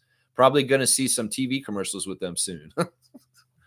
Well, the Knicks have a lot of high-profile fans like Ben Stiller and Tracy Morgan. And Anne Hathaway I think she's a little bit got a crush on OG. I get that energy from her that she's smitten with our guy Anunoby. So I don't know, man. OG's kind of guy that thinks he's just kind of cool. Probably he's like, oh my gosh, I can't believe she's like talking to me. I mean, I've watched her movies for like ever. Oh my gosh. He's saying maybe we see OG get a little excited because he's interacting with the New York celebrities since he's been on the Knicks. It takes a lot to get a rise out of OG. Trust me. We know him here in Toronto. It takes a lot to get him excited. And maybe he's a little bit excited because he has celebrity friends now all of a sudden. Yeah, I could see that. I could see him being in a commercial. I like the stuff he was doing in Toronto before he left. He was doing like, what if OG was on The Office He was doing like Office Depot commercials, and he was just so like dry with his humor and just kind of like he was OG being OG, and it just fit really well in that format. It really fit really well in that format. That's great. Let's see. Trevor's saying ex Raptors lost to who? Assistant coach for Nuggets lost to OKC 7, and Sun beat Maple Leafs in Game 7. Okay, he's saying this in a really roundabout way, but in some ways, I know what he's saying. It just Trevor, man, you could use their names. If I didn't know who you were talking about already, I would be confused, and I'd be like, "Why are you doing this? Why don't you just tell me?" He's talking about Popeye Jones. He's talking about Popeye Jones, Ronald Jones, former Raptor, early expansion Raptor. He was on our team in the 90s. Popeye Jones is an assistant coach for the Denver Nuggets. He got eliminated yesterday by the Thunder because the Nuggets lost. And his son, Seth Jones, plays for the Panthers. And that's what Trevor's trying to say here. He didn't say it very clearly. But yeah, Seth Jones plays for the Panthers, and he helped eliminate the Maple Leafs last night. But his dad is a Raptor from back in the day, Popeye Jones. Yeah, I don't know. I've talked about this on the channel before, that Popeye Jones has sons that play hockey.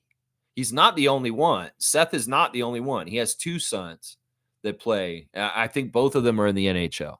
So Seth Jones plays for the Florida Panthers, and well, he defeated the Maple Leafs last night. Yeah, that's Popeye Jones's son, y'all, just so y'all know. Trevor Jones is saying those young Raptors went to Game 7 and learned how to close a Game 7 if they ever put in this position. They didn't learn nothing last night. They didn't learn nothing last night from the Maple Leafs. You're kidding yourself, Trevor. If you think those young Raptors learned, you know what they learned? They learned that they want to feel this energy for them in that building when it's packed and it's playoffs. That's what they learned. But they can't learn anything about winning from the Leafs. That's obvious. And in some ways, yeah, maybe they got a taste of what Scotiabank Arena is really rocking, what it can feel like with the energy. And maybe they're like, yeah, I want to do this for the basketball team and get the Raptors rocking in the Scotiabank Arena. I think that's more likely what they learned. I don't know. They're not really playing hockey when they play in the NBA. So it's like, how are they going to learn anything from the way they play in the NHL? Seriously. Maybe they learned from the energy and what the Scotiabank Arena can feel like. That's about it. I would say that maybe. Yeah, Wayne's here. Good to see Wayne Strainer. Good morning, Raptor Freaks. In my opinion, this year, the NBA Finals have the most talented, well-deserved teams vying for the North American Basketball Championship. Only thing left is for SGA to win MVP. I think that that's going to happen later today. Honestly, they've waited so long, waited until this series would be over. Well, they need to go ahead and announce that he's the MVP of the league for this year today. I think that will happen today. If it doesn't happen today, it should happen sometime this week for sure. I think that's going to happen. I'm going to agree with Sergeant Wayne Strainer about the teams that have been distilled to this point in the NBA playoffs. You know, it's not just about the highest record of Boston and Cleveland. It's not just about being the incumbent champion from last year, Boston. It's all kinds of stuff. It's not just about having a star in this twilight and a new star paired with them, Luka and LeBron. It's about teamwork, team play, best teams getting further in the playoffs, deeper teams, teams that play like teams that have good coaches, teams that are, as Wayne said, the most talented and deserved teams getting to the Final Four in this year's NBA playoffs. I agree. I think that this is true. And that's why I like this playoff more than ever, because it doesn't seem like anything's fishy. Everything that or outcomes are all very organic. I mean, they must be. The Timberwolves got this far. This is a very organic playoff. Seriously. The NBA does not necessarily like the last 4 teams that are playing. They do like New York being there, but the other ones are kind of about it. It's like they may be worried about ratings, but you know what, Adam Silver, when you let them play the correct way and let the NBA product be what it's supposed to be, the people will watch. It's never been about which teams. The bullshit that they said in 2019 saying, oh, nobody's going to watch the finals because the Raptors are involved. Nobody watches them. That's bullshit. If teams get to there and they're playing high quality playoff basketball with physicality, defense, and all the stuff that you've got in these playoffs this year, people will watch. In fact, they'll watch that better than you putting the highfalutin marquee teams, the market teams that you want to put on blast all the time. No, we get upset when we see y'all playing WWE and script writing for those teams. We'd much rather see a pure, unadulterated competition between the best team wins. And that's what we got this year. And that's why, Adam Silver, you need to be just having blind faith that these are going to be well-watched playoff finals. Even if the teams are not the most big market, even if the teams aren't LA and the Celtics, this could be very much well-watched because the playoff basketball is intense, it's fun, it's exciting, it's unpredictable, and it's absolutely the way it should be right now. You've got it right, finally, in the playoffs. You may not have the All-Star game right. You may not have other things exactly right, but you got the playoffs right this year, Adam Silver. So capture it in a bottle and keep it for the years to come. Let the playoffs be the way they were this year, again, next year, the way and going forward. And don't ever script write for the Lakers or any other team ever again. Seriously, because we can see right through it. We're not dumb. And in some ways, y'all are increasing sports betting around sports so much, you better keep the integrity of the game on the up and up. And no more railroading teams like the Timberwolves out just because their market is not as impressive or popular across the NBA. That's what I say to that, because they got it right. They got it right. And Wayne is right. Wayne is right. The teams that deserve it are there. Slug DZ saying Delano came from a known neighborhood in Toronto and his life was potentially in danger because of issues with other neighborhoods. Jamal is from Kitchener. Completely different scenario, Lex. Yeah, I'm not saying they're the same scenario, but I'm saying this. And this could be a totally different thing. I didn't know about any of the gang stuff with Delano. I did not. I was just saying that things were a distraction for him because he had a lot of friends and family here. Well, it's the same thing. It's not totally different. I forget about the gang stuff. Just worry about the friends from Rexdale, the ones that are calling him on the phone saying, hey, you want to come over and hang out? I should be going down to OVO Center and like putting weights up and stuff like that. But man, come on, dude, let's hang out. Oh, okay, all right. It's stuff like that I'm talking about. It's not, doesn't necessarily have to be gang stuff. It doesn't have to be super negative like that. It's about just the wide array of associates, friends, family, people that you know just from growing up and causing demands on your life, asking you this, distractions. That's what I was saying. RJ was very clear when he showed back up in Toronto. I am not doing anything with anybody. I'm treating my life in Toronto on the Raptors as if I still live away like I did in New York. So I'm just saying this, man. I know Jamal's very close with his family. I know that his father's an important person in his life. I would just worry about that. I'm just saying. In some ways, I worry about how serious Jamal Murray takes his life. In some ways, I don't worry about that with RJ Barrett. I can see how serious RJ Barrett takes his life. I don't see that in Jamal totally. And that's why I would be suspicious of him suiting up for the Raptors. Yeah. And I'm like I said, once again, do we really want somebody who's so hot and cold like a Gary Trent Jr., especially a higher paid Gary Trent Jr., a guy who's going to take up a certain amount of your salary cap and you're riding or dying with him. And if he misses and he loses and you lose, well, you lose because he's more integral to your team because he's the second banana like he is on Denver Nuggets. I'm just saying, I just don't want to even go here. I just don't even want to go here. In some ways, Jamal Murray is in that high usage, sometimes low conversion category, like where he can be high quantity, taking a lot of shots and missing a lot and really hurting your team. Jason Tatum, same kind of thing. He could take a lot of shots because he's expected to and he's supposed to. But if he's off that night, he will submarine your team to lose that day. And I don't want that. I don't want that kind of energy. And like I said, he's a player type like Gary Trent Jr. They are streak shooters and they can go hot and cold. And you don't want to rely on a guy like that, man. So we're saying, yep, Trevor J, Popeye Jones, and Seth. That's right. That's it right there. That's it. Seth was an X factor in beating the Leafs last night. Interesting. Well, I think that Seth, I don't know how young he is. Did he ever live in Toronto because his dad was playing here? It could very well be that Seth Jones was living here in Toronto for a little bit when he was young. Wayne's saying not advocating for Jamal to be here, but I really think he played injured a lot because of their lack of depth. He was hurt most of last year. A good thing about Raptors players are allowed to heal. Yeah, that's no good. That's no good. And, this is another red flag for me as far as I don't necessarily want him to come here. We have enough guys that have different issues with possibly missing. And Brandon's the big one right now. We got to have Brandon healthy and come back. If you bring in Murray also, yeah, that's just another person you're going to have to worry about being on the injury list half the time. And in some ways, I don't want to do that. I don't want to do that. In some ways, he's not a player type that we need for this team right now. Some people say, oh, he's a scorer. He's this, he's that. I don't care. Y'all get so blinded about scoring this, and he's Canadian. I get it. But he's not somebody I want on this team. I don't want him at this point. Some people say, you're crazy, Lex. Jamal Murray, you don't want him on the Raptors? Yeah, I don't. Because I like the team that it is right now, and I know that if we bring anybody in, whether it's Giannis or Jamal, it's going to shake things up.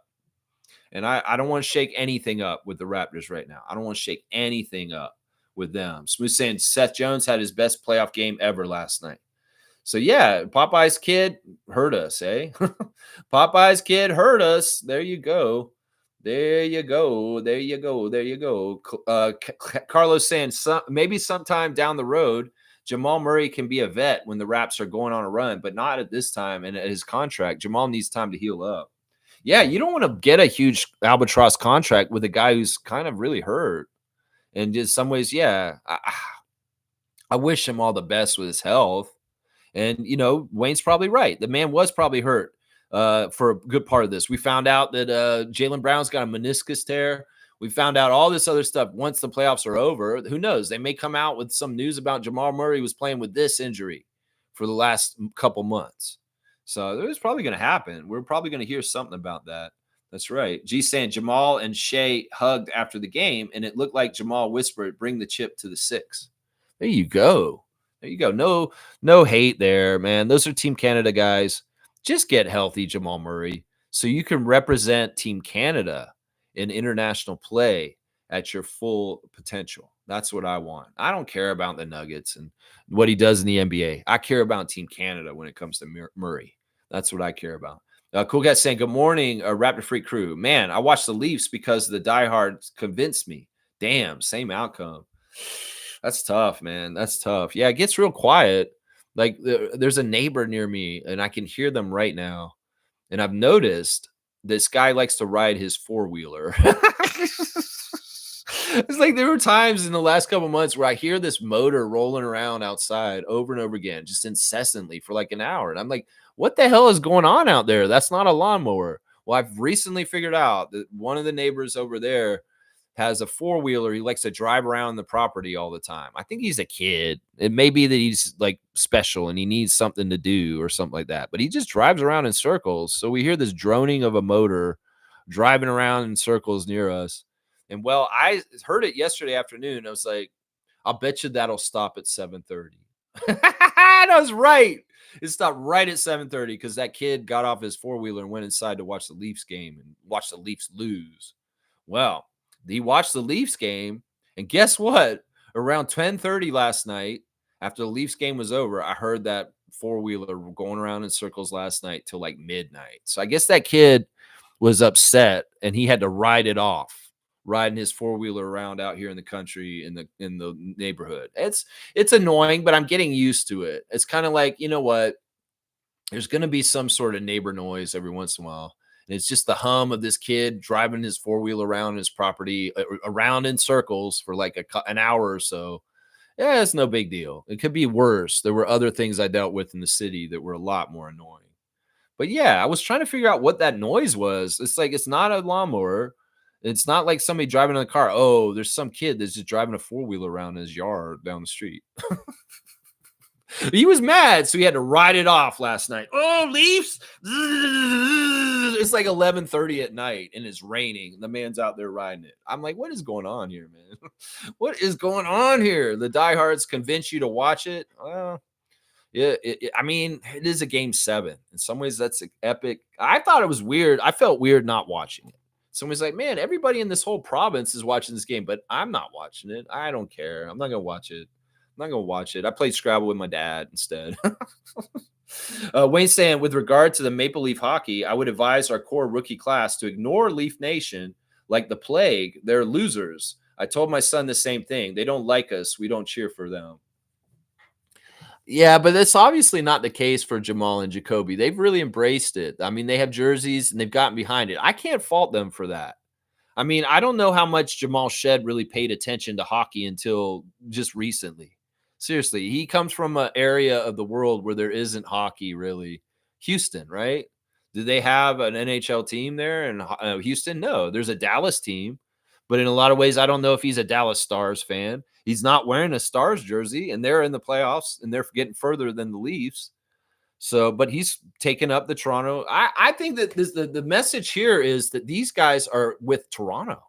And this is a good sign that our rookies, Shed and Walter, are that invested to root for Toronto. This is a good sign. This means they're taken to the city like Scotty has. You know, that's special. They don't have to put on those Leaf jerseys and do that. Colin Castleton, Jamison Battle, those guys didn't put on Leaf jerseys, but those two guys did, and they wanted to. And they really brought in. I get your sentiment on this, and I agree, Wayne. In some ways, Leaf Nation is toxic. But you know what? The Raptors players are used to understanding toxic fan nation stuff and good, positive fan nation stuff. And they can discern which is which.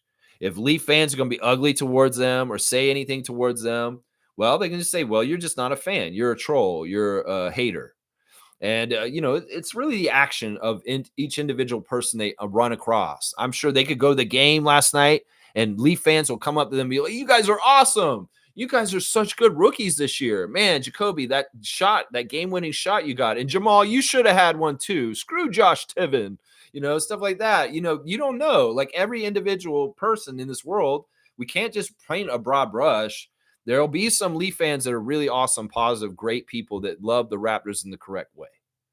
And so I can't say this for sure. Don't just avoid them. If they want to embrace them, freedom of their choice to put on the Leaf jerseys and go down to Game 7 and get behind the Leafs, even if it's futile. You know, that's what I say to them. I appreciate Jacoby and Jamal showing a commitment to Toronto sports. I think that's the message that I would say there. They've gone to Blue Jays games and Leaf games a lot so far in this postseason. And that's, you know, it shows that A, they're still in Toronto. They're working out hard. A lot of the rookies are here working out still. And B, that they love going to sporting events. And they want to go and see sports. And they're like that. Yeah. Stargate saying Kennedy and Ellesmere. I used to live down there close to Kennedy subway station. There you go. Yeah, that's where Mike Myers Drive is. Just off of Kennedy, right there, just south of Ellesmere.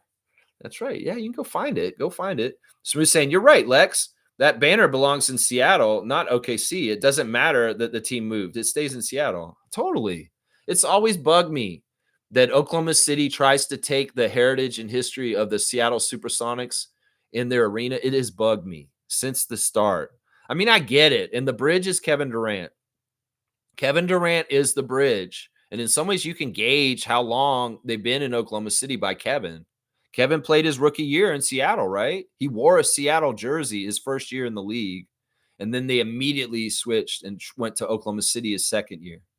So it's like seeing Kevin Durant in the old Seattle Supersonics jersey from the very beginning of his career is weird because they went to the Thunder immediately after that. So, man, in some ways, it's like you can't, it's not the same thing. I'm telling you, Dale Ellis, Xavier McDaniel, Derek McKee, Nate McMillan, Lenny Wilkins, Dennis Johnson, Jack Sikma, Freddie Brown. It's not the same thing.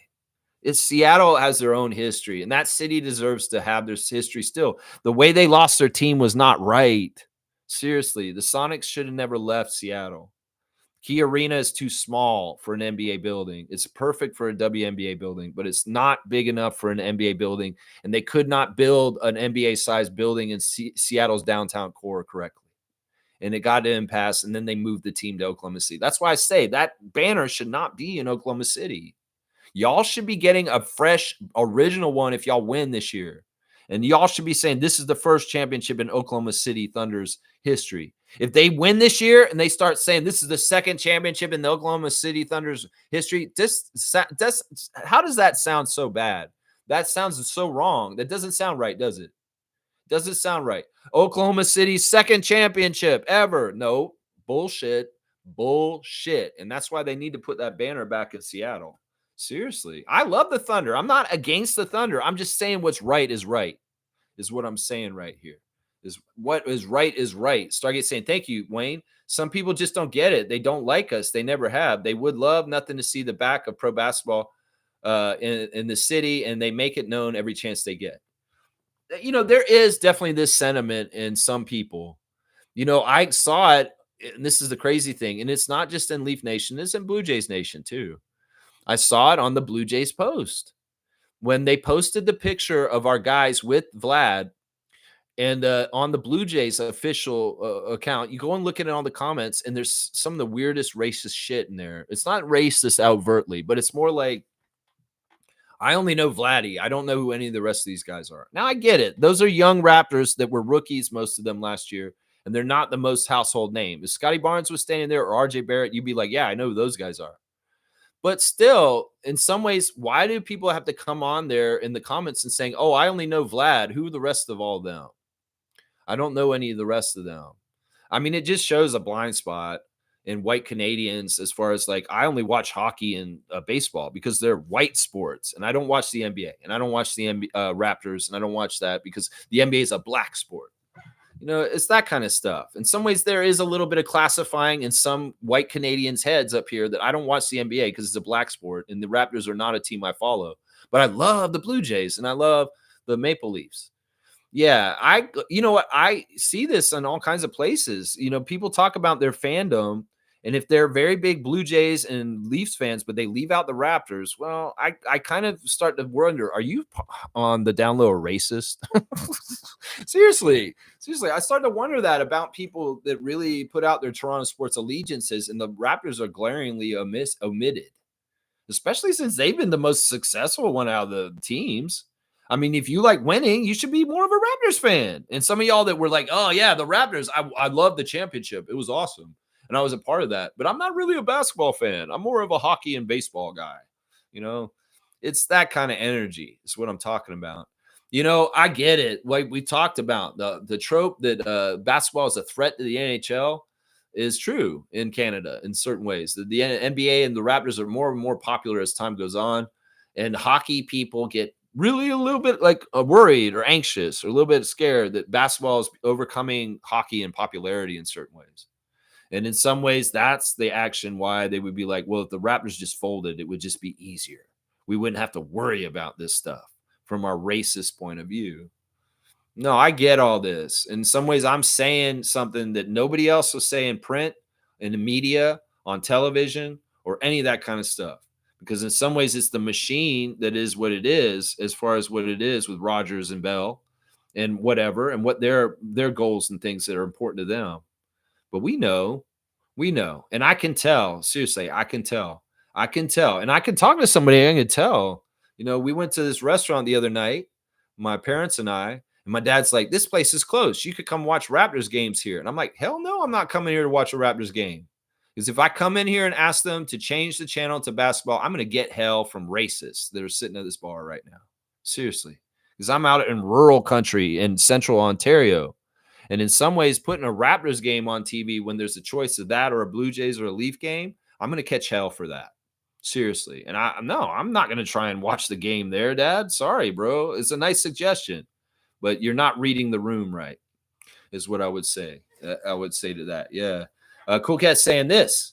Siakam is often overlooked because his game style is not flashy. He is always fundamentals guy. Carlisle understands and used him to prop up the bench without taking shots away from the bench too. I disagree with this partly.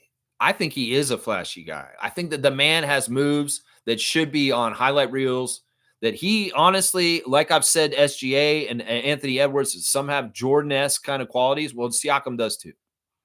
There's some stuff that Siakam does with his spin moves and his gracefulness on offense that is absolutely beautiful, that is absolutely Jordan-esque.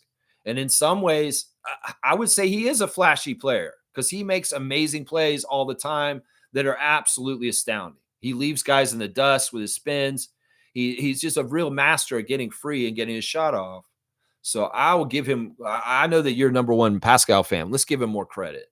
That man is a flashy player, and he makes flashy highlight reel plays all the time. And watching the highlights from the game that we're covering today from May the 19th, 2019, game 3 of the Eastern Conference Finals against Milwaukee, you can see those kind of highlights in that clip of what Siakam contributed to the game we're covering today. There's some real flashy stuff there. So I love you, Cool Cat. I know you're number one Pascal fan. Let's not sell him short. He is very flashy. He is very flashy. And in some ways, they would do him better by, marketing him that way. Seriously, they do better for the NBA in certain ways. It's the reason why is in some ways he's not American. He's not necessarily the most appealing, marketable player. And that's part of it right there. That's what it is. It's not the way he plays. The way he plays deserves it, but he don't get it. That's right. Stargate saying Leaf fans and Celtics fans are relatable. I think like Karthika of TSN Stats has said and she's saying that this can't be true anymore, but don't underestimate the Knicks choking in the next round, Karthika. Seriously. Is that she makes the analogy that the Leafs and the Knicks are the same, not the Celtics. In some ways, the Celtics, you know what I would say? The Celtics are more like the Canadians. Like if we're saying this team in the NHL to this team in the NBA, the Knicks and the Leafs are the same team. The New York Knicks and the Leafs are the same team. And then it's the Celtics and the Canadians that are the same team because the most championships. That's what it is. And kind of really arrogant and kind of jerk. So the analogy, that's what I see it as, is that's what it is that the Leaf Nation is Knicks Nation. And trust me, they'll act the same way. Get out in the street and go crazy, just like Nick Nation did. If they had won yesterday, Toronto would have gone crazy downtown. And they would have gotten all in the streets and done some crazy stuff and acted like they won a championship, even though they just won the second round. Well, in some ways, Knicks Nation, Karthika, you're saying they're not the same. Well, watch. Hold my beer. Well, I don't drink a beer. Hold my juice. And understand that the Knicks are going to choke in the next round against the Pacers, and that the legacy will be intact. That the Knicks will still be like the Leafs. They will still be like the Leafs. That's right. Wayne's saying Raptors will win 2 NBA championships before the Maple Leafs win 1 hockey championship. They're toxic. Just because people we like support them means nothing. Well, I don't want to get that tribalist, guys. In some ways, once again, we've got to understand how much we share with Leafs Nation as far as people. There's a lot of people that watch this channel that are diehard Leafs fans. And in some ways, I know that we're not necessarily the biggest hockey fans here, but I don't want to turn people off for no reason just because I'm like anti-Leafs this, anti-Leafs that. I mean, I try and talk about it fairly and truthfully and in the way that we need to on this channel. But also at the same time, I don't want to paint a picture further where it really is like Leafs versus Raptors, because in some ways that's not healthy in any kind of way, because it really isn't Leafs versus Raptors. It is in some areas, entertainment value or entertainment bucks that people pay, disposable entertainment money that the fans in Toronto will spend on which games. Sure, they compete in that way, but in some ways they don't. And it really the biggest problem is toxic Leaf actions bleeding over into Raptors land and acting like that, like a Leafs fan would in Leafs land in Raptors land. That's the biggest problem right there, as far as I'm concerned, with the bleed over and stuff like that. So let's see. Smooth saying Leafs got a hex on them. Ooh, I don't even want to talk about this because they're a great regular season team, but when the lights shine brightest, they wither, not like the Oilers. So, yeah, the Oilers are our last Canadian hope in the Stanley Cup playoffs for 2025. And I really, really hope Edmonton can do this. Now, it sucked that they got all the way and they lost to Florida, right? Last year. That's what happened last year, right? Is Florida won the Stanley Cup last year over the Edmonton Oilers. And, well, we need them to win. If this is going to be a rematch from last year, we need the Oilers to beat the Panthers. We really do. So we'll have to see what happens. I don't like talking about curses or hexes or any of that kind of stuff. And that kind of stuff, if you want to put power into it and believe it, well, you go ahead. But I don't. I don't believe in that kind of stuff. Any of that kind of stuff. People make it bigger than it is when they put it in their head that there's some sort of stuff like this. Maybe there is too many Leaf Nation that think that this is true. that there's something like what Smooth is saying here. But I do not use this kind of language because it's not helpful. And if you want to really limit yourself, you go ahead and say things like, oh, we're cursed, or oh, we have a hex on us. No, we're not saying that. We're not saying that. And if Leaf Nation does it on their own, well, that's their own choice. I'm not doing that. And I'm not going to say that for the Leafs either, because you got to believe, and you can't think this way. Howard Ballard, maybe that's part of it. I don't know. Let's see. Cool Cat saying NBA has not announced all NBA and MVP. I guess they needed to make tweaks before announcing based on where teams in the playoffs. Well, I said this all along. They announced all the other awards already: defensive player, six man, everything else. Most improved. They're holding off for this end of the series that ended yesterday because they'd look stupid if they went and gave the MVP to SGA and he lost to Joker in Game 7. Well, now that they know who won that series, they can give the MVP without looking weird afterwards. So I'm pretty sure they waited on the MVP award until this Nuggets Thunder series was over. And that's what I'm saying. They're going to give it to SGA today, if not in the next couple days. Yeah. Ken A's here. Good to see Ken A back in the chat once again. Original Raptor freak. Ken A, what's up? Cool Cat. Those are regular season awards. Playoffs don't matter. Yeah, and I agree with Ken A, but in some ways they've looked bad in the past for giving the MVP to somebody who got bounced. Joel Embiid. That's what they say right there. I mean, they gave the MVP a little too early and Joel Embiid got bounced. In some ways, there is kind of it's not a written rule, but an underlying kind of thing that, you have to get to a certain level of the playoffs to earn MVP of the NBA. And Joel, out of all the recent NBA MVPs, has not earned the credentials to be an MVP because he has not gotten to a certain level in the playoffs to earn it. These other guys that won MVP have won championships or gotten to the finals, stuff like that. So in some ways, it's like they may hold off on giving the MVP award because they don't want to look stupid for giving it to somebody who lost and got put out too soon, like they did when they gave it to Joel. So I think that's the biggest reason why they've delayed it, is they really wanted to see who was going to win this series between Denver and Oklahoma City. They really want to see. They really, really want to see. Now, I get it. It's supposed to be a regular season award, Kenny. But let's not get it twisted. The playoffs are first and foremost in everybody's minds and in their faces. And even though they shouldn't be gauging those awards on the playoffs, it does influence things. It does influence things. Let's see. Kenny's saying RJ's dad is a good shield for him. He takes care of the family demand stuff. RJ's family and friends still take up sections in home games. Yeah, they respect what RJ's trying to do, and he sets boundaries. He's very disciplined. He's very much responsible. And he knew the pitfalls. In fact, before they even considered this thing coming here, Rowan Barrett Sr. talked to Masai and talked with his son, and they went over everything as far as what could possibly happen with RJ here in Toronto. And they had to make sure that RJ was going to be okay. The priority was, we want RJ Barrett to be an okay person, human being, okay mentally and everything. And can he handle the stress and the pressure of playing for Toronto, being from Toronto? And RJ's like, I'd love to do this. I want the chance to try and do this. And I can handle it, Dad. And I want to. That's the answer. And well, they've very much been very, very closely working with the Raptors, the Barrett family, and making sure that RJ is okay. And they're doing a great job. I mean, if you consider what happened right after he got traded to us, his little brother passing away, that tragedy of Nathan Barrett dying was one of the hardest times of RJ's life, undoubtedly. And the fact that he made a transition to coming home and playing for his hometown team at the same time, that may actually helped him a little bit with his ability to take care of grief with that situation.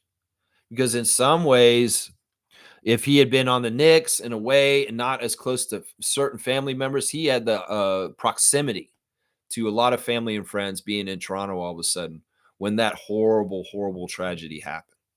So, it is true. Rowan Barrett Sr. is a very much protective of Rowan Barrett Jr.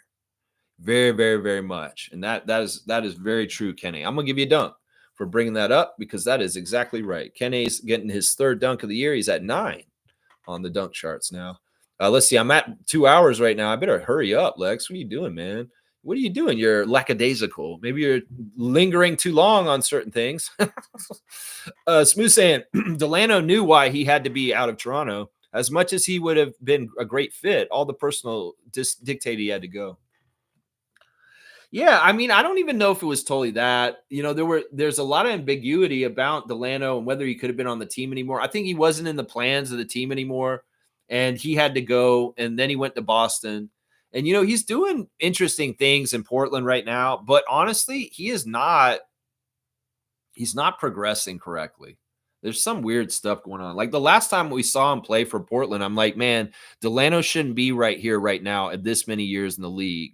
He should have progressed further than this.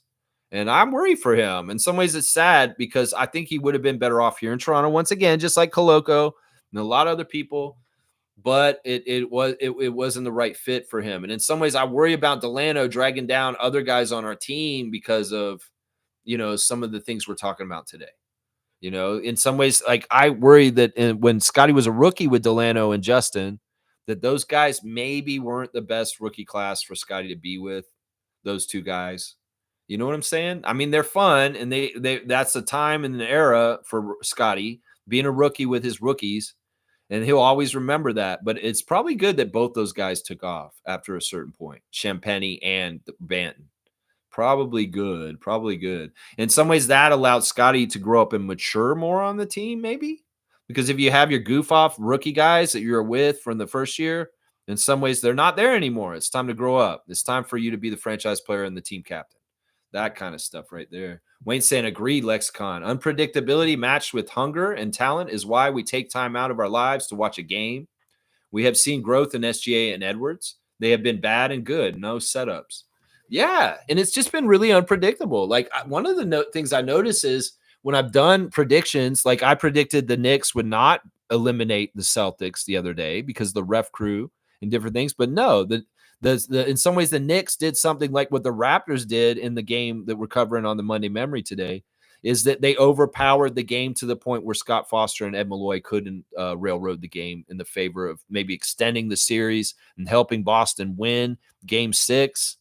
No, New York slammed the door on them, routed them, and put them out.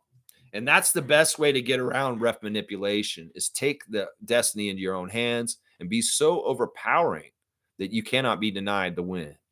And I feel like that's something the Knicks did very well in their last game against Boston. And also the Raptors did very well in the double overtime victory over Milwaukee 6 years ago today. That in some ways the ref crew could come in and have a script that they want to write, but if the team is so OP, they can't stop them. That's the stuff right there. That's the stuff right there. And we can tell these playoffs are not script written because these are not the results Adam Silver would have wanted. I'm serious. This is not what they wanted. They would have Steph Curry still playing in this thing. They'd have Miami going further. The Boston Celtics would not be eliminated right now. These would all be things that Adam Silver would much prefer. I'm telling you, for marketing and that kind of stuff. Yeah. Kenny saying, we've seen Jamal in our system. He was Gary Trent Jr., not a good fit with our system. That's what I'm saying. It's the same player type. It may be on a bigger level. It may be a little bit more reliable. It may be more likely to get a 50-point game, but it's a similar player type. It's a very, very similar player type on both ends. You're going to get an exemplary hot streak shooting from Gary Trent Jr. or Jamal Murray, but there are limitations on the other side of the ball that you have to take into account and how they add up to, your defensive stuff. You know what I'm saying? Fiercely saying when Jamal is locked in, he's good. But on many occasions, I don't sense he's fully in and engaged. I don't sense that with RJ and SGA. They play hard. That's what I'm saying right there. I do not doubt SGA's locked in and taking things very seriously, and same with RJ. And Jamal, sometimes he's smiling too much. Maybe he's just kind of like, hey, I'm like, dude, you just missed 3 shots in a row, but you're smiling still. How much are you taking this seriously? That's what I'm wondering right there. Stargate saying, I didn't watch it, Lex, so you are not the only one. Yeah, I know. It seems like most people would probably be watching the Leaf game last night. It gets real quiet. Like less cars are on the road, and you got to wonder. There's going to be people out there still working and doing different things and not watching them. But there's probably a huge percentage of people in Ontario that were watching that Game 7 last night. A huge percentage. Way less people out and about doing anything last night while the Leafs were playing Game 7 against Florida. That's for sure. Trevor's saying they keep on showing Brunson and Tyrese when they were at WWE looking hard at each other. That's something that's such a silly like clip. Tyrese Halliburton and Jalen Brunson showing up on WWE SmackDown or something like that and getting involved and talking all this trash. I mean, that fits for what's going on with the Eastern Conference Finals, those two guys. But once again, stop centering everything around Halliburton. Maybe stop centering so much around Brunson too. I mean, Brunson does deserve it from the New York side. But man, y'all need to start centering things around Pascal for Indiana.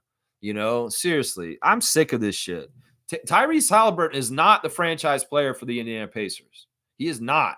Pascal Siakam is. And I'm sure the Pacers fans might agree with me. Some may not, but some might. Some might. Yeah, you want the classic card? I still got so many sections to do. In some ways, I got to keep going. Let's go, Pacers. F the Knicks. All right, I'm with you, Seymour. Checking in for the Mountain Time. Yes, Scotty won, but it's the same organization in Oklahoma City. But I agree. Keep the banner in Seattle. Yeah, Seattle won, but it's the same organization in OKC. But I agree. Keep the banner in Seattle. It just doesn't make sense, man. Those Oklahoma City people that had nothing to do with that championship. They didn't feel it the way that Seattle people felt it. Just because Michael Cage calls the game in Oklahoma City as the old Seattle Supersonic Jerry Curl legend, don't mean that he needs to be, they need to have all the Seattle stuff there. Sonics come back. Is Michael Cage going back to Seattle to call the games for the Sonics? That's what I got to ask. Nate McMillan was Mr. Sonic, and that was in Seattle.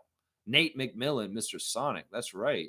Boom goes a dynamite. Wayne's saying you're absolutely right about our rookies. Actually, they have to support. And I would have as a professional player. However, I am not, and we have to let people be and learn who's who. Did Fred Lowry go? I don't remember any Raptors fans embracing watching the Leafs like these two guys have this playoff. Seriously. I mean, sure, there's been Raptors crossover with the Leafs. They showed this old clip of Alvin Williams when he played for the Raptors 25 years ago and doing a little clip with Matt Sundin between him and the Leafs and stuff like that. There's going to be some Raptors players that's shown up at Leaf games over time, but not like Jamal recently. Jamal's fandom for the Leafs is pure and true and deep already. It's kind of crazy, man. Could very well be he never watched hockey in his life, and the Leafs are the first team he's actually ever rooted for in hockey, and that they're going to be his favorite from now on just because of that. Because he'll never forget your first. And his first favorite hockey team was the Toronto Maple Leafs because he played for the Raptors in Canada all of a sudden, and he never watched hockey in his life until recently. I'll bet you money that's what it is right there. I bet you that's it right there. I'm telling you. Yeah, Fred. Was Fred at Leaf games? No. Fred never went to no Leaf games. Pascal, I don't remember him being at no Leaf games. Lowry, no. DeMar may have went. DeMar did some Leaf stuff. I think he did. I'm not totally sure. Smith saying, yep, the OKC jerseys should not have the gold square on the back of the neck. Yeah, I agree with that. They should not have the little thing on the back. I think that thing's stupid too. I used to think it was kind of cool because we have it, but I think it's an elitist kind of dumb thing that the NBA did. In some ways, it's kind of like the statues in Maple Leaf Square and the sign of Maple Leaf Square. It's like it shows that I have an inferiority complex. So it's like just to make me feel like I have better than you, I'm going to put a little thing on the back of my jersey that says 17 and yours has 1 on it. And I can feel like, oh, I'm better than you because I'm a Celtic and you're a Raptor. That kind of bullshit. I feel like that's what that is. It's like an elitist kind of bullshit thing that somebody came up with. We're going to put all these things on the championship teams and we'll put the number of championships so we can like have trash talk or something like that. I feel like it's very like insecure. That like in some ways that's like something for the Celtics nation, Lakers nation. It's for when they're feeling in the doldrums of like another failure that, well, at least we have the number in the teens in our gold little stamp on the back of our jerseys. It doesn't mean anything, seriously. In some ways, it's a dumb little thing. In some ways, it's a way to show teams that have never won a championship. See, you don't have a championship. And teams that have only won one, well, look, I have like 3, and we're Miami Heat. It's stuff like that. It's cheesy, man. It's cheesy. Yeah, Reggie's saying a gold square signifies championship. Yeah. Talking about that. I've never talked about that subject until just now. I mean, it's cool that the Raptors have it on there for their championship with 1. But once again, let's not get it twisted. This is some sort of weird way of the NBA trying to hierarchy the importance of teams by having the little championship thing on the back of jerseys. There's certain teams that have a lot of championships. Obviously, the Celtics and the Lakers. The Bulls have 6. The Warriors have 5. There's certain teams that have a lot. Spurs are another big one with a lot of championships. But most teams don't. 10 teams have 0. And then a lot of teams have only 1, and there's a couple that have 2. But yeah, it's just in some ways it is what it is. Stargate saying Sonics, Big Smooth, Sam Perkins, Nate McMillan, Michael Cage, Terry Cummings, Dale Ellis.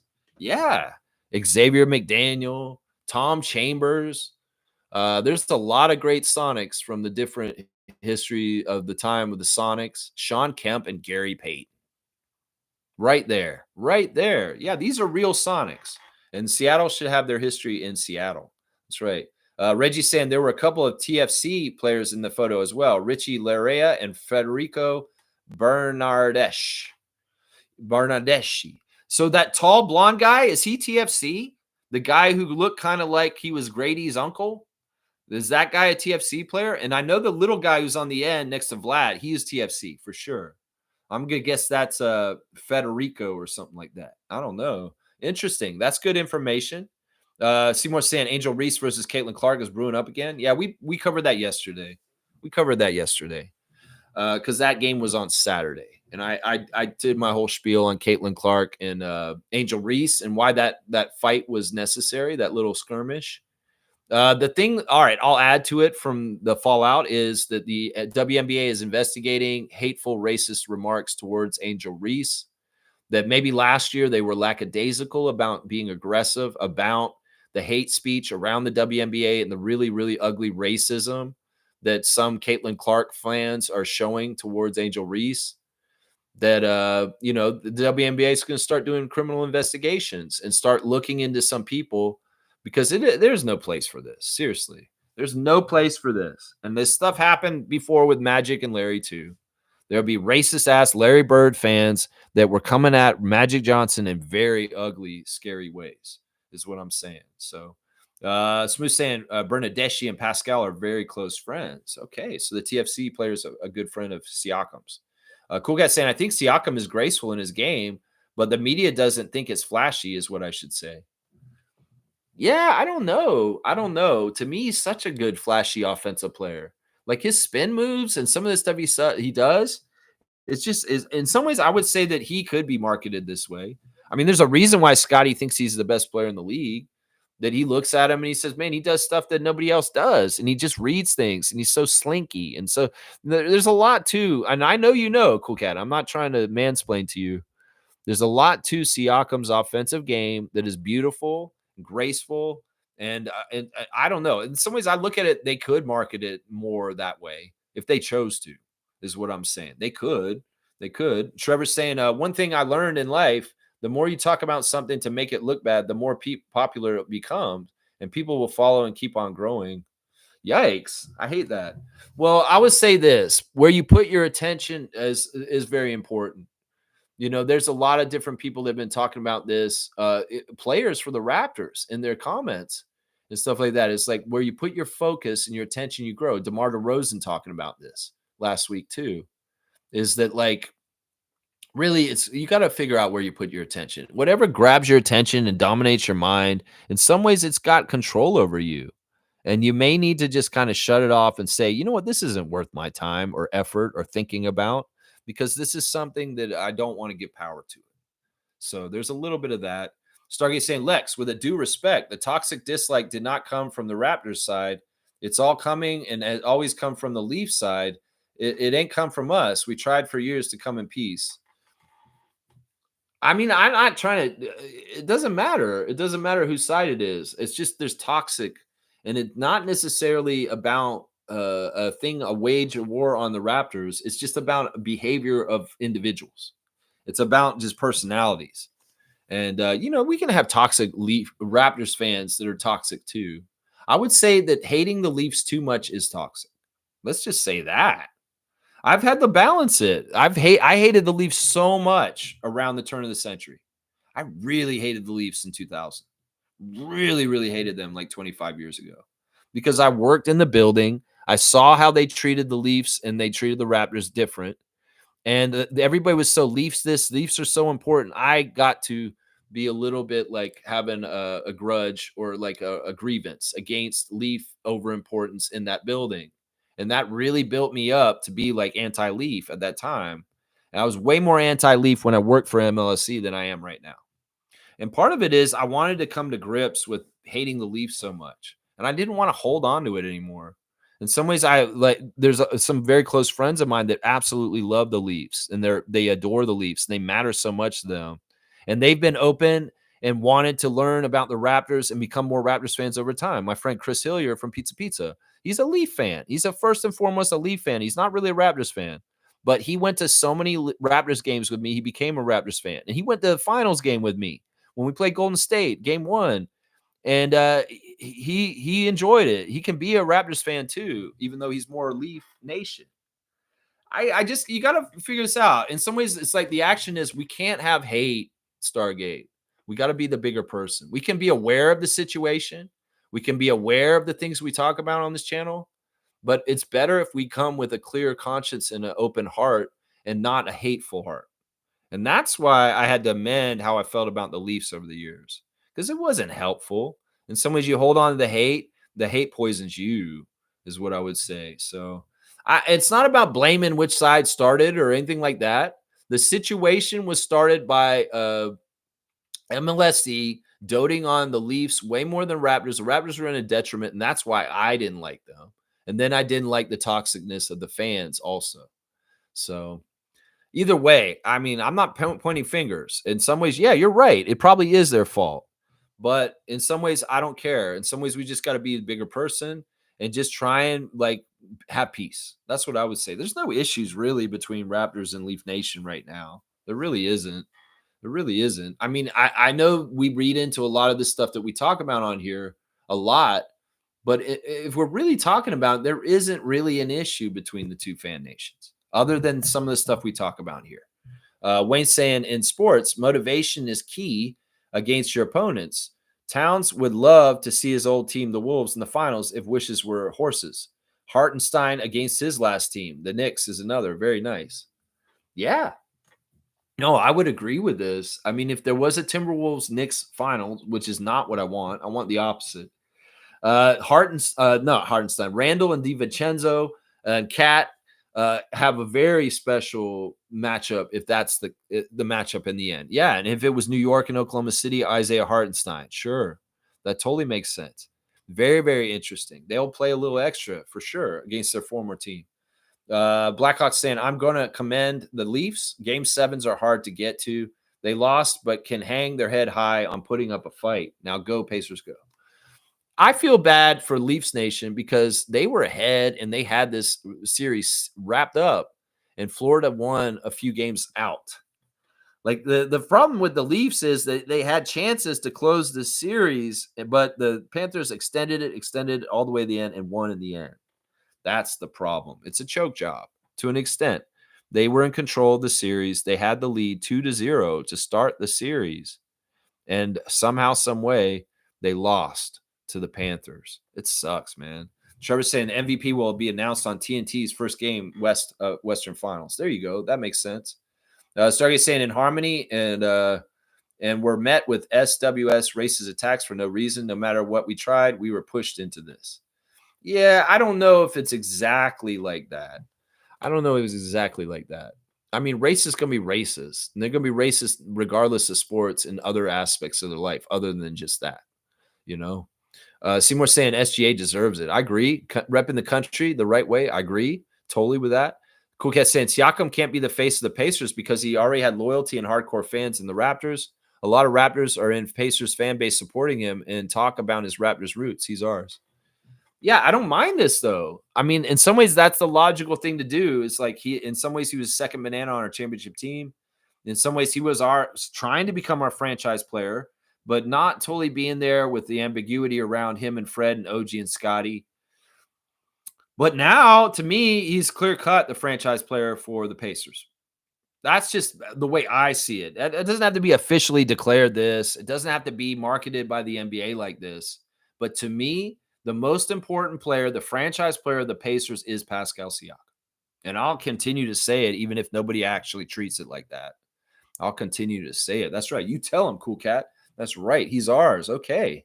Carlos saying these young Raptors are learning a great thing for their careers. Being a pro player means you have to sell yourself to the culture you are working at. This will go a long way in their careers. Yeah. Who knows? Maybe those guys showing up helped some hockey fans who would never watch the Raptors come into watching the Raptors all of a sudden. It's like, oh, these young men from the Raptors came and supported the Leafs so much. Maybe I should see who Jamal Shed is and find out about him. Who knows? It could be helpful. It could be bonding in some ways. Cool Cat saying, so he will always be celebrating Pacers and be in their history books too, breaking so many records. But he's always a Raptor at heart and always belongs to us as the Raptors. Well, if he won a championship with the Pacers, would it water down our championship with the Raptors? I don't think so. I think that would bona fide our championship a little bit more. I think that in some ways people don't totally look at Siakam seriously enough for his role in our championship. But if he wins a championship with the Pacers next, they've got to. They've got to. In some ways, it elevates him. And in some ways, even though it's another championship for Siakam beyond Toronto, it will help our team. Trust me. In some ways, it won't help us if Kawhi wins in LA, but it will help us if Pascal wins in Indiana. It will. And it will help us if Fred wins in Houston too. So I don't think it will help us if OG wins in New York, though. But I think it would help our team and our prestige if Siakam won another championship with the Pacers. I do really believe that. Yeah. Smooth saying Richie Larea was left of Vladdy and FB, the top left blonde with the glasses. Okay, so those were TFC players. That one guy's really tall. The blonde guy, is he a goalie? I feel like he should be a goalie because he's really tall. Really, really tall. Cool Cat saying, Lex, I admire your sensitivity. I had to chuckle at your mansplaining reference. I don't get offended easily. I embrace diverse opinions. I appreciate that. I just know that on that particular subject, you don't need any kind of schooling or understanding of Pascal. I know that. And I appreciate that you're just like embracing the diverse opinions for sure. I appreciate that. But we're on the same page on this. In some ways, I like where we're at with Siakam. I know that you and I have been at odds in the past years, partly with the exit of Siakam from this team and the sad kind of facing that he might be moving on from us. But I really do like how he's landed, where he's landed, and how he's done since. And I'm glad that you're so proud and happy of him still at this point. It would suck if Siakam went to a bad situation and he was continuing to languish somewhere else past the Raptors. So I'm very grateful that Siakam is very successful in Indiana right now. Very, very successful. Wayne saying, definitely Cool Cat. I liked the Pacers before Pascal trade, but don't get it twisted, Pacers. Pascal is a Raptor with a Pacers mask on. I'm trying to be as objective as possible, but Pascal means love. Yeah, and that's the thing. It will never change. He's going to have a new bond with Indiana too.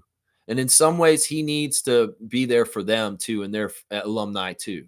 In the future, when he's done playing, he will need to be a part of that too. But we've seen players that are able to divvy it up and do that. JYD, very, very present at the Knicks right now with their success, even though he is Raptors Nation too. So there's no reason why Siakam can't be shared by Pacer Nation and Raptors Nation going into the future. There's no reason why we can't do that. And we know Siakam loves Toronto and he's a Canadian at heart. And the Raptor stuff, he's going to get his jersey retired up here. And, he may get his jersey retired in Indiana also. And there's nothing wrong with that. That happens. That's right. Blackhawk saying my 4% Cameroonian DNA says Pascal is a Cameroonian for me. That's a weird one. I'm going to give it a dunk. I don't even understand that comment totally. But all right, 24 for Neil. on the dunk charts. 24. Yeah, we got a lot of segments to do still. You know what? Maybe I should do the straight goods and Canadian goods real quick. Y'all, listen, you don't need to go to Starbucks. You don't need to get American coffee because you can go to Coffee Time. That's right. Coffee Time is anytime. And Coffee Time is a Canadian coffee shop. You will see Coffee Time in different places around Canada. And they want you to know right now, we aren't bragging, but we kind of are. We are 100% founded, owned, and operated by Canadians operating in Canada. We love our neighbors, but it is our commitment to support Canadian companies where and when we can. That means by Canadian, for Canadians. Thank you for supporting local and, more importantly, supporting a Canadian-made company. So listen, that's what it's all about. If you're thinking about going to get a coffee, and sure, Starbucks may be your habit. Maybe you want to switch to Coffee Time or maybe Second Cup, Canadian coffee companies. I'm just saying right here, man, these guys are doing all kinds of stuff. They care about animal welfare. They care about the environment. Coffee Time is Canadian, y'all. And we need to support Coffee Time. I know Coffee Time can be a little shady. There's some Coffee Time locations that are kind of like, ooh, I don't know if I want to go there. But know in your heart that if you do get a coffee at Coffee Time, it's a 100% Canadian coffee. So there's your straight goods on Canadian goods. And that's Coffee Time. It's Coffee Time, y'all. Go get Coffee Time. Coffee Time. That's right. Kawhi saying now with seeing Blue Jays, Toronto FC and Raptors going to Leaf games are a Pelly effect. Maybe he wants to remove this divide with Toronto sports fans. Pure speculation, though. You think it's a Keith Pelly effect that those guys are all showing up? Maybe. I mean, this is what I know. These players of the Raptors, first of all, we'll talk about the Raptors. Well, I'll talk about the Blue Jays after this and TFC after. The Raptors are in town at OVO Center, and there's a huge contingency of them working out. Obviously, if these guys are all at the Raptors, all these Raptors are at the Leaf game, 7 of them. You don't think that these guys are scrimmaging and practicing at OVO Center and working out together and doing stuff during the day? Like, that's the thing that I'm learning from this. So it could be they're putting in work in the offseason. They're here in Toronto in the offseason, showing a commitment to the Toronto Raptors and Darko Rajakovic that the, MLSE, Rogers, and the Raptors are going to say, guys, there's a playoff game tonight. You guys, we have tickets. You guys can go. We have a box. We have a corporate box, and y'all can all go to the game. Well, these guys are sports fans, like I said, and they're all about going to sports events. They're going to Blue Jays games, Leaf games. They probably go to TFC games, and that's the thing. They're getting free tickets, and they love going to sports. I think that's what it is, guys. I mean, and that's the youngness of our guys, too. We've seen Grady and Emmanuel at the Blue Jays game together. We've seen these rookies together at the Leafs game last night. In some ways, it's a thing to do. It's sporting events. In some ways, that's part of why they're there. Now, the Blue Jays, I don't totally understand it. I mean, the Blue Jays had a game earlier that day. Maybe Vlad Guerrero Jr. was like, you know what? We don't have to hit the road or anything. I could go to the Leafs game tonight and show my support. TFC, probably, maybe they were invited by Keith Pelly. And MLSC saying we want to show solidarity across all of our sports teams in our organization, that they come and support each other. But the fact that 7 Raptors were at the game last night is a little bit more than just saying, hey, a couple of you guys come down there and just show up and show your face to show that the Raptors support the Leafs. Not when you got half your roster there. Seriously. That's different than 2 TFC players and Vlad Guerrero Jr. for the Blue Jays. That's choice. Those guys weren't forced to go down there. Those guys weren't told to go down there. 7 of them went down there because they wanted to. And they were down there hanging out and having a good time together too, man. I'm just saying. It could be a Pelly effect, though. Could be a Pelly effect to a degree. Blackhawks saying Pascal winning on Pacers makes Kawhi look wrong for picking Paul George over Pascal. Boom goes a dynamite. I think that if you talk to me about careers since our championship, who's had a better career since? Pascal Siakam's had a better career than Paul George. That's the truth. So Kawhi, you and Uncle Dennis aren't the best talent scouts. I'm going to say this right now. The Raptors aren't good enough to repeat. I looked at their roster, and they're just not good enough. Man, you were on this team with them. You just played with them. How do you not understand? What is wrong with you? That's a cop-out excuse. That sounds like Luka was too fat. That's what that sounds like to me. Luka was too fat. The Raptors weren't good enough to repeat. It sounds like made-up, asinine, made-up BS to rationalize a really poor decision. That's what it sounds like to me. Oh, Luka doesn't work hard enough and he's fat. That's why we traded him to LA. Oh, the Raptors aren't good enough to repeat. That's why I went to the Clippers. Just an excuse. That was an excuse, Kawhi. And you know you would have repeated if you stayed with the Raptors the second year. That's right. You know you would have. That's right. Seymour saying coffee time full of wait, what's it say? Coffee time full of fiends in my area. I'm just gonna say, in some ways, coffee time is an everyday person's kind of place. Anybody's welcome there, and in some ways, it's there for people that need it in certain ways. In some ways, I would just say, but if you want a Canadian coffee, you can go to Coffee Time, and know that you're supporting Canada. In some ways, there's a lot of them. Rough spot, yeah. I've known many coffee times are rough spots. Yes. Cool guy saying yes, I agree. Lex Siakam is their best consistent critical player. Siakam winning a chip with the Pacers helps his Hall of Fame chances, helps Pacers, and helps Raptors most awarded. His foundation still here. Yep. His accolades are Masai's accolades and also the Raptors' accolades. All right, let's do this classic card. I've got some other segments to do, but we are behind. I'm in 2.5 hours. We're doing a 3-hour show. I didn't even expect to do a 3-hour show. I thought because of Monday Memory, we'd be pretty quick. All right, we're going to do another coach today. I got another coach's card. I don't know why. I'm maybe just pulling from the same part of the box. All right, which coach is this, guys? If you know who this coach is, write it into the comments, full name answer. If you get this coach, it's a pretty easy one. I think this is better than the one yesterday. This is easier than the one yesterday. This one. You guys should know this one. In fact, this is kind of apropos that we got this coach today. Yeah, Smooth's got it. It's Rick Adelman. It's the father of the current coach of the Denver Nuggets, David Adelman. This is his dad, Rick Adelman. And he was the coach of the Portland Trailblazers for a long, long time. He led them to the finals against the Pistons in 1990. And yeah, he was around for a good long time. Portland Trailblazers coach. He coached some other teams too, I think. But yeah, it's Rick Adelman is the coach right here. Here's a quote by him talking about the finals with the Pistons. The father of the Denver Nuggets coach, David Adelman, Rick Adelman. He looks young in this pic. These skybox cards are so pretty with their graphics. They make anybody look good. But yeah, Smooth's going to get the card. It's an easy one. I'm going to say it's 100 points. One. It's a little bit easier than Jim Lynam yesterday. But yeah, Rick Adelman, Smooth, 100 points for the classic card today. Good job. It was a coach classic card today. Let's go do the Raptors Reddit reactions.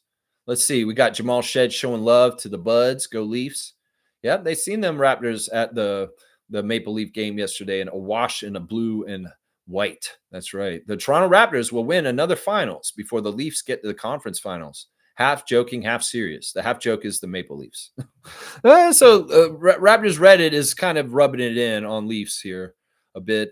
Somebody's written here, Oklahoma City Thunder has defeated the Denver Nuggets in Game 7 and will be heading to the Western Conference Finals against the Minnesota Timberwolves. There you go. There's a new ESPN mock draft that's come out, and they're saying we're going to pick Colin Murray-Boyles at number 9.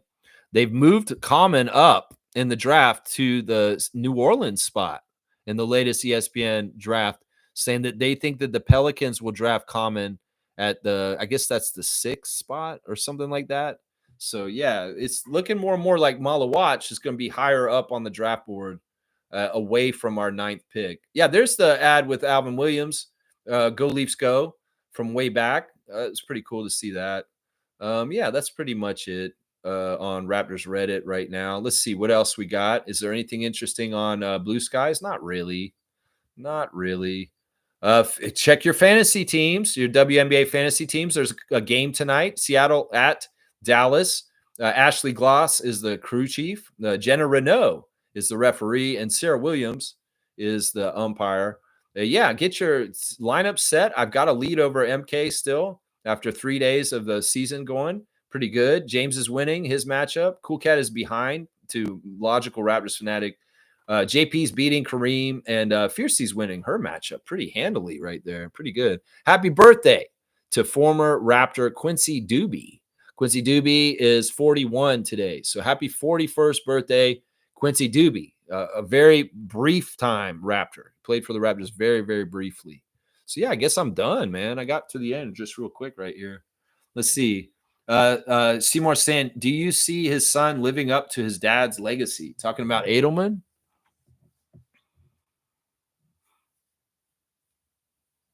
No. And the reason why I'm going to say this is, and this is something that people got to understand. Usually the coach that comes in after a great coach for a team fails. And it's kind of like a rebound in a relationship. You have a really good relationship with somebody. The next person that you date is usually a rebound person. And well, Michael Malone was that good person for them. And in some ways, Edelman is the rebound coach, just like Mitch Johnson is the rebound coach for San Antonio after Popovich. In some ways, some may say that Darko is our rebound coach after Nick, but I think Darko is going to carve out his own way afterwards. I think that's what it is right there.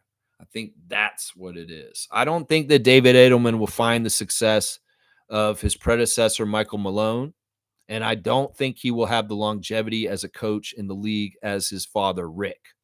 So that's what my answer is right there. And Blackhawk saying, on a 3-hour show, You know, I did something in 3 hours recently. I'm going to wrap it up in 5 minutes, though. I drove around the entirety of Lake Simcoe in 3 hours on Friday, just for fun. I was like, man, Lake Simcoe, I want to try and drive all the way around Lake Simcoe. And I did. I did it in 3 hours. It was fun. My parents were kind of like, can we get out and stop and stretch? And I'm like, no, I'm driving around Lake Simcoe. And I drove all the way around the whole entire lake. And it took me 3 hours on Friday evening. And I was joking. It was a 3-hour tour, just like Gilligan's Island. It was like, then it made me realize, man, they really didn't go that far for them to get stranded and marooned out on that island, Gilligan. It's like, man, it was supposed to be just a 3-hour tour. And then they made it into so many seasons of television and so many weird stuff. If it was only a 3-hour tour, how far out in the ocean was this island? And why didn't nobody find them if it was only they were like less than 3 hours out? That don't make no sense to me. I'm Brian Windersteen, Gilligan's Island right now. That don't make no sense to me. It was a 3-hour tour. How the hell did y'all get marooned out there for so many seasons and having so many celebrity appearances on that island when it didn't make no sense? Why didn't anybody save y'all? You're not that far out. You're only 3 hours away. Anyway, on that note, today we are remembering the great Raptors victory, a double overtime win over the Milwaukee Bucks on this date 6 years ago today, May the 19th, 2019, Game 3 of the Eastern Conference Finals. The Raptors were down 0-2 to Giannis and the Bucks, and we came back home, and Kawhi said, well, I got us. 36 points in a double overtime, 56 minutes of play. Pascal Siakam, great game with a double-double also, 25 and 10. Marc Gasol, double-double also, 16 and 12. Yeah, beautiful game. Kyle Lowry fouled out, 6 minutes to go in the game. Norman Powell fouled out, and we still beat them in double overtime. Held Giannis to 12 points when we put the wall up. So once again, let's remember all the games that were fantastic in that championship run, not just the Kawhi shot against Philadelphia in Game 7. This was a key, important Raptor victory in our championship run, this Game 3 of Eastern Conference Finals. So give it its just due. That's right. We beat them, and Ed Malloy and Scott Foster were two of the refs. On a 3-hour tour, That's right, Gilligan's Island. All right, y'all. Thanks for watching me. Please like, comment, subscribe, share, join the channel if you feel like it. Membership has its privileges. We're in a low part of the year where it's tough. Subscriptions aren't going up. Things like that. Well, the Raptors had a losing season. We're the offseason. Nobody's thinking about Raptors right now. They're getting over a Leafs loss hangover now. All right. I appreciate everybody. I'll be back tomorrow with Tuesday trivia. Should I do the book one more time? No. I'll be upset if I do the book again tomorrow. So I'm going to write the trivia this afternoon, and I'll make the trivia myself. No AI generated trivia anymore. And I'll be back with the Tuesday trivia. So be ready to play trivia tomorrow morning, 9:30 a.m. Raptor Freak out. Let's go, Raptors.